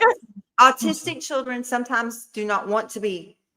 They need their space. So when he's telling you that, just listen to him. oh yeah, I know, but Because I I've don't know, seen him come right up in there and hug your neck. So Yeah. That reminds me. I have somebody else Yeah, to introduce you to. Actually, Keela, you met her, Sharon Byrne. oh, absolutely. She actually has a complete Oh, yeah, coaching Body Illusion. Thanks, program. Body Illusion. Yeah, she's fixing to go on. Yeah, she actually has a full coaching program for parenting Okay. with autistic children. Oh, And there everything. you go. Okay. See, there's every reason we ended up where we are right now with StreamYard. Oh, Yeah, So there's weird. so many people and stuff. It's good. Resources, and we Yeah. whatever we can do, we will do. And Your when I'm GoFundMe just in went up a a little better bit. place, I want to be a resource too. Check your GoFundMe, please. oh Just to make sure Jesus, that- what do you do, woman? No, Oh, I just want to no, make sure that it's showing Yeah. Sometimes it takes a minute. because my phones aren't helping. I Oh. only have one hand. Where how do I do it? I don't know how to get it. I'm going to be embarrassed. Yeah, right. Cece, Oh, hey, how wow. are you, Cece? Sheila. Oh, thanks everyone. No, don't say my name. I'm just saying that's. I just want to make sure that it's there. Sorry. Yeah. Thank you so much. Oh my Okay, gosh. Sophia, yeah. Please, Sophia. Thank you. I'm so glad to see Cece in here. Hello. I've lost the Creators StreamYard Club tab team now. Where's replay. it gone? Where are we? I know Oh, there all you of are. my stuff just went to crap, and you know what? Crystal saved the day, and it was meant to be this way. Oh, hey, Cece. I Oh, I'm probably just about to wrap up now, but you can go on the replay if you I was dare. gonna say that it's called team that replay. was my next question. Because I'm going to the neurosurgeon on Thursday. Yes, good Finally, luck. thank Not you, that you need God. it. I'm so I relieved just- for you. Yeah. Yeah, I can't live in my own hell like I've been anymore. So Yeah. I'm just I'm gonna do something. I'm not But gonna I was lie. going to my weekend. The 18th, I'm nervous. What's that? I'm nervous about the 18th, even though it's not gonna be live. What? HG. Oh yes, and she's got okay. So Mm. we did the dedication for Doug's life, the celebration for Doug, because I Yep. didn't know if I was going to be in surgery. So Crystal made the tribute video. So she reached out to HG because some of it was some of his material. No, it Guess wasn't. who gets an interview with HG Tudor? Woo! Yes, and It's I'm not jealous live. as crap. It's not live. Okay. I don't care. I'm jealous. I watched him because I started watching the thing with Doug. That's right. I don't like his voice. I Good do voice, actually. but I like his message. It and I like depends. his It facts. depends on what he's talking about, actually, because Yes, I've it does. noticed he uses different ones. He does. He said you will never find out who he is. Yeah. I don't know. I don't- If you Well, anyone can donate, considering- we understand that. But could you share? Could you please share her GoFundMe because she needs those injections. She's got It's to right get there. over this Oh. trauma. Brother, Thank you. it's Oh, I been didn't on the know that, screen Poet. for I didn't know good- that Chow was talking to him too. Ah. The GoFundMe's been on my screen for a good 15, 20 minutes now. And shared in all three chats. CC, Oh, thank you. Cece. CC, thank you for that. I'm gonna I cry. hope you're okay, darling. You've got my number well, you've got my Facebook Cece, thing thank you. to stalk me now. So I she called appreciate me. She called me when I was in the hospital for 2.5. I think it was about 2.5 hours we were talking for. Yeah. Okay. All right. I'm. Yeah. I think the whole autistic thing. I mean, I love being by myself. I do. Mad, you're right. She doesn't Yeah. just need them. She's gonna get them. Thank you. I claim that. I will come hell or high water. I will be getting them definitely. So, Um, T, do you have your calendar? I know it's the holidays. I know there's a lot of stuff going on, but I don't want to leave you hanging. I'm not like that. I can't do my mental yeah. health job without knowing that I've got to follow up. And I know I talk to you all the time. You're having like an operation thing, you know?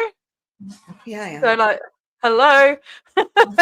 Don't worry about me. You get yourself I know, no, sorted. that's not possible. I talk to you all the time. It's not- Worst case scenario, I will do the follow up if needed. Right, and even if Crystal follows up, because we need, I have to have that. So when is your availability? Oh blimey. As long I'm as supposed it's to not be 5 a.m. No. Are you in We're the same 14 time hours zone? apart. Yes, we are. So we're 14 hours apart. I don't know. Yes, Sophia, I know, baby. I know. Yeah, I know, right? Did you and you went to sleep? Are you going to go to sleep tonight? I slept last night 6 hours. I 6 probably not hours. gonna sleep- Oh, well done. That's good. I know everybody should be proud It's of me. not I went easy, 5 mate. days It's with no not sleep. easy. Don't ask So- Crystal Phoenix how much Steroids she are sleeps. killer. Steroids are a killer, man. I couldn't sleep, and you're on like 50 6 million times times more the than I was. potency of prednisone and a double dose of that, and I take it double time. It's the only thing that would get the inflammation enough off my nerve that, because my left arm is Oh just my totally gosh. paralyzed. Hmm. So, but we're getting that fixed. Hope is on the way. Crazy. All right, look, I don't know. I'm free on. Oh, I don't know. I don't know. Look, I tell you There's a what, how time I zone. feel- No. Okay. Oh yeah, we had to look up this conversion. Y'all would have cracked up at us last night. Or my last night, her this morning. Listen, T, how about this? When I go to the neurosurgeon on Thursday, when I get back, I'll know a surgery date and we can nail it down from there. Is that okay? Okay, all right. Yeah. Okay. I'm not in any rush, you know. And for the next 9 weeks on Saturdays, we have my series for Dylan. Okay. For my grandson Cool. Dylan that ended his life at 13 for being cyberbullied, Crystal has turned that in to a 10-week thing for awareness for children. It's suicide awareness period, but it is more geared. I'm so towards sorry, children. Kayla. No, but y'all have made me. You're my support team. That's why I love you so much. I mean, it's just Crystal. She didn't have to do that, Yeah. but she No, but did. it's important. It's important, and Yeah. that's why I'm doing it. It's not just for Dylan, but it is partially inspired by, I mean, I Yeah. spoke in a suicide awareness summit back during Suicide Awareness Month. I actually did present in a summit for that. And she did this for Dylan. Amazing. It still matters. You've lost so many, Kayla. I don't know how you're just incredible, for what you do. And then you're having surgery, and the reason you're having surgery is because your spine has collapsed from helping other people, Being a paramedic. Yeah. Yeah. You're amazing people. I would have met Really. you amazing people. I never, like you said, who would have thought we would be sitting on YouTube? Hey, Nico. So I'm really sorry to say. Don't make me go full German on you, Kayla, because I Oh, will. Sophia. That's gotta be for Sophia. That's okay. Now that I Okay. know where she is, I've got family that's 30 minutes away. I got you. Yeah. No, We're my all going to be okay. We're all going to Yeah. be better. no, than we're okay. going to be better than okay. Yes, we are. Okay is what we say, when we want to pacify people. That's right. We're going to make it, and we're going to survive. And we are survivors, and we are going to be inspiration to our children. On this one, okay. I volunteer for an organization called Break the Silence Against Domestic Violence. And there are 4 stages. There are victims, survivors, thrivers, Drivers. and warriors. Yes. Okay. And all of the above. Yes, you are. I go between thriver and warrior. Occasionally I'll slip into the victim mode. I won't lie. We all have our moments. We did the waltz. But people here that are on this stage and in that chat are all what I like to call phoenixes, because I hate the term survivor. I think it's derogatory. But I am. Thanks, Kathy. My sister has a phoenix tattooed on her back. Yes, but I'm a hybrid, Yeah. my dear. I am a hybrid. I am. Hybrid. Look at that. It's beautiful. That's my Aw. design. It's beautiful. Gorgeous. That is a kitty phoenix and a lotus flower. Awesome. I love it. That is my brain. Crystal, I want to thank you for allowing us and helping us and use your platform, because Yes. since mine broke, who could break StreamYard? Me. What is going on with it? Quite a few people, actually. But T, I want to thank you for trusting me and coming to me. That meant the world to me. And I hope that I can give back just a little bit that you've given to being my friend. Oh, you've given me so much, mate. Honestly, thank you. I appreciate you so much. You're an And- incredible and you're- human, and you're an It's- incredible human, and I'm glad you're in my life. I really am, and Oh, I'm so hopefully thankful you're in my life. Yes. Apparently, we're making Mad Drop their leak.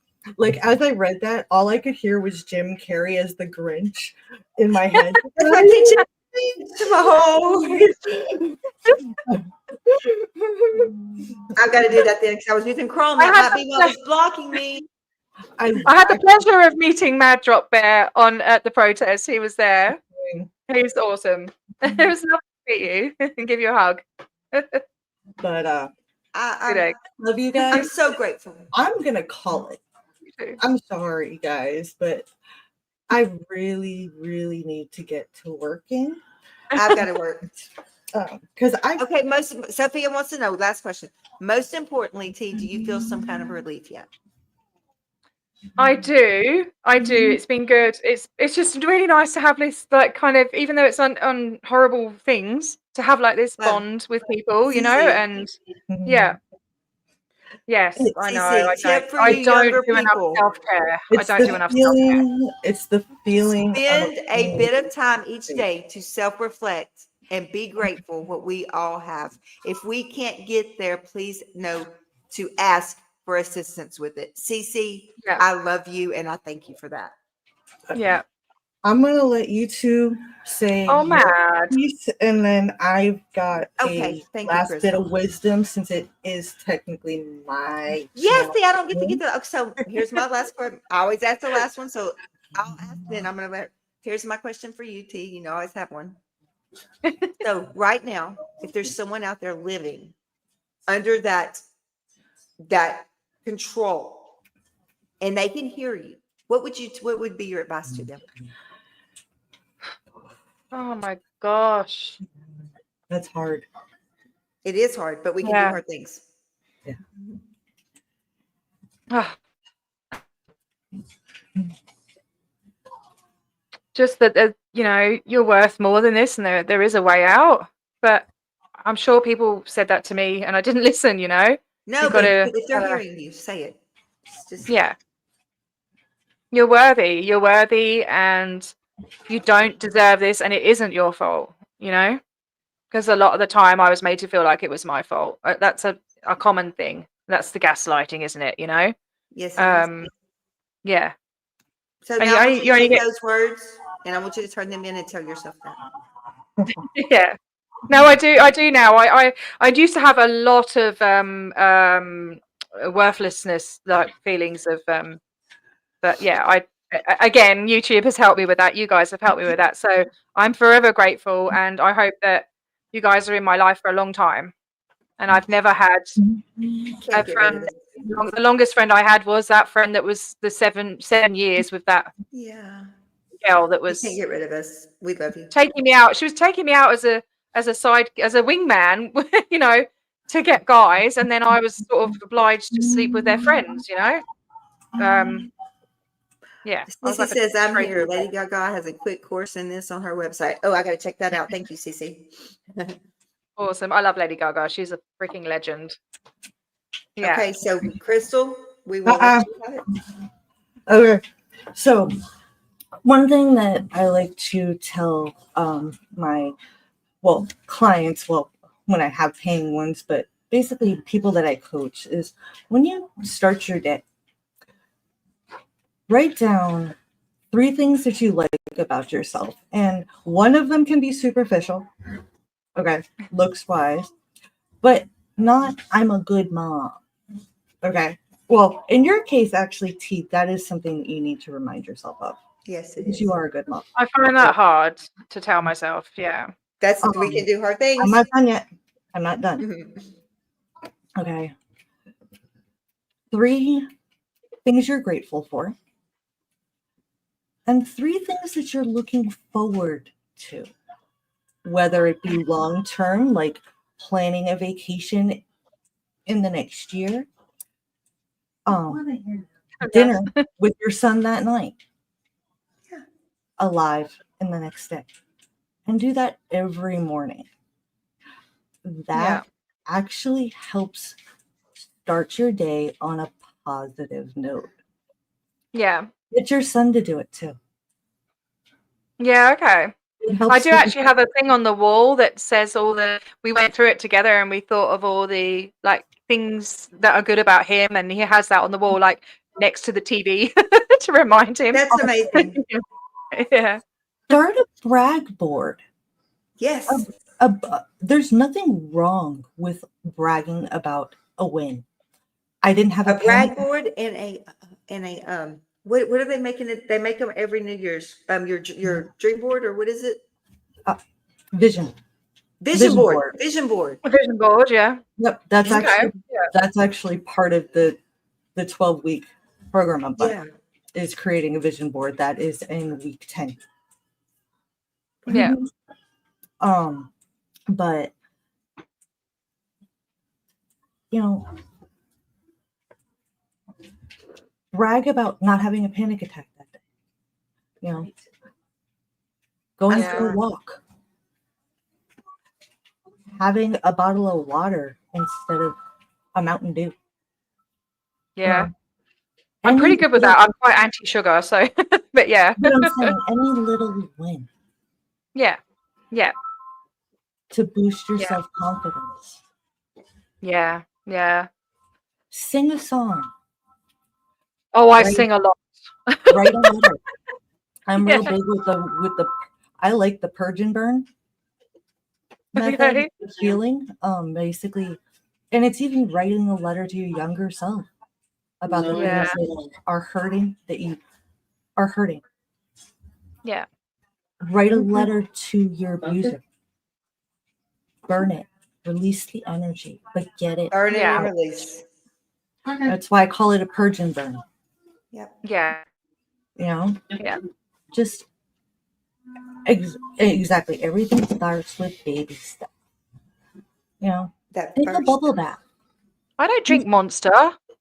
And it was a sugar-free one. Sorry. You know, take a bubble bath.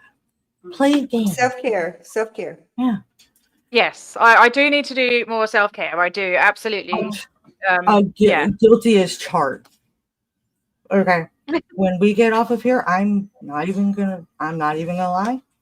I know I'm supposed to be writing and editing, but I'm gonna take 2 hours and watch The Grinch. Good It's for you. one of In my my living favorite room, in my movies. kitchen. I have Grinch everywhere. It's all decorated. I still haven't put our tree up. I need to put the tree up, and I like to watch Elf. I love it. I love Okay, so Elf. there's 2 of your things to write down. There you go, T. And I'm working all day tomorrow. Like, it's my longest day.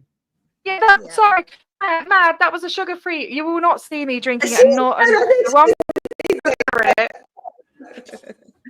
Like, I'm addicted to Coke Zero. I don't have sugary drinks. But yeah. Now give Anyway. me the sugar. Gimme. But Yeah, So, I Crystal, I'm gonna know. tell Making you, healthy thank you. meals. Yeah. I do want to say thank you for jumping in. Mhm. There was a reason that this happened. Mhm. There was a reason. There's going to be relationships and formed from here.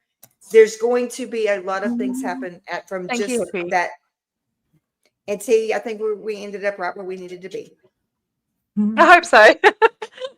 There was lots of stuff that I missed out, so I hope I got the most important No, bits out. we're gonna And do a part 2 as soon as I go to my neurosurgeon, because that's going to let you organize your brain. Now you can organize, like, this is what I told you, this is what I learned. okay, I'll see and I you in wanna about 50 relate it. years then. No.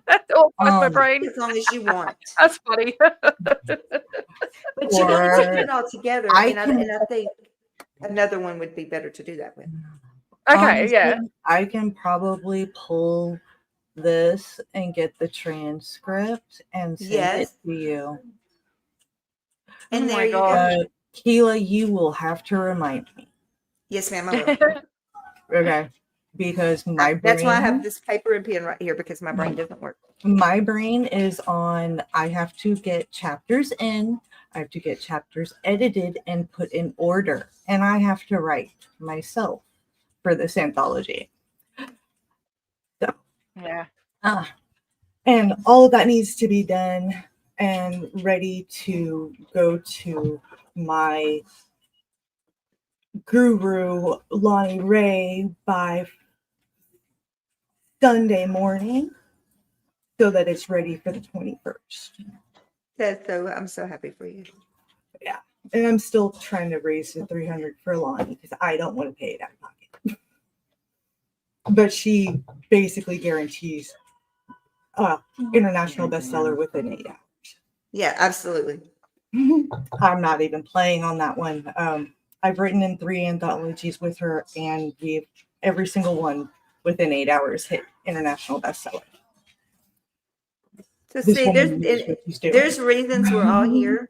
Wait, CC said born. Born this way. Thank you, CC. And Crystal, I'm gonna get with you. We're gonna get some of that done. I'm gonna help you get that done. Since I'm gonna be sitting up doing nothing, being my phone's taken away from me by my mom. I'm 50 Sorry, years old, guys. I'm 50, and she takes my phones after surgery. Why? Oh my God. Because they don't want Sorry. me. I can't move my neck, and I don't want her to hear what I'm talking about on my end of the phone. So I don't want to use speaker. And I got this big C collar on, and I'm like, okay, this is not going to work for me. I'm going to get on my FaceTime or something on my iPad. Yeah. You need to, well, you already wear glasses, but I was going to say, you need to get the glasses like I have that Matt got me. No, I have smart glasses that you can put your lenses in. Oh, yeah. What? I love them. I just don't use them enough, but yeah, I have smart glasses. They're speakers that you can Bluetooth to your phone or your. Oh, what? Oh yeah, it's in the thing. Yeah, I've seen those. Yeah. I've got my Yeah. earbuds. I have the invisible ones that fit I've right got into 2 pairs of them. Yeah, but you can put blue lights in them and everything. They're amazing. We got this, guys. We got this. On that note, I I want love everybody you to have an guys. amazing day. Yeah, Thank I you, need to CC. go. It's 11 p.m. here nearly, and I need to get my son. Like, I need to go to bed. Okay. And my I my know. We're boy. good. Yep. Love you guys. Chris, I I'll will call you later. Thank Yep. you so much. Thank You're you so much for welcome. everybody that has Thank you helped so much, us and everyone, for been being here and listening to my story. And yeah, Thank you for Don't trusting worry. me, T. Thank you for trusting no, me. thank you for listening. Thank you for being there for me. You know, That's I what we appreciate do. it more than you know. That's what we do always. My Okay, guys, till family next aren't very time, trauma I informed. will be You on know, The Other's Keeper at 6 p.m. Central Standard Time tonight. Y'all And can send me guys, jump over to Body Illusion. She's going Body on Illusions coming on. in Yeah, yes, please. 7 minutes. Love y'all. Thank you all. Love you. bye. See you guys. Bye.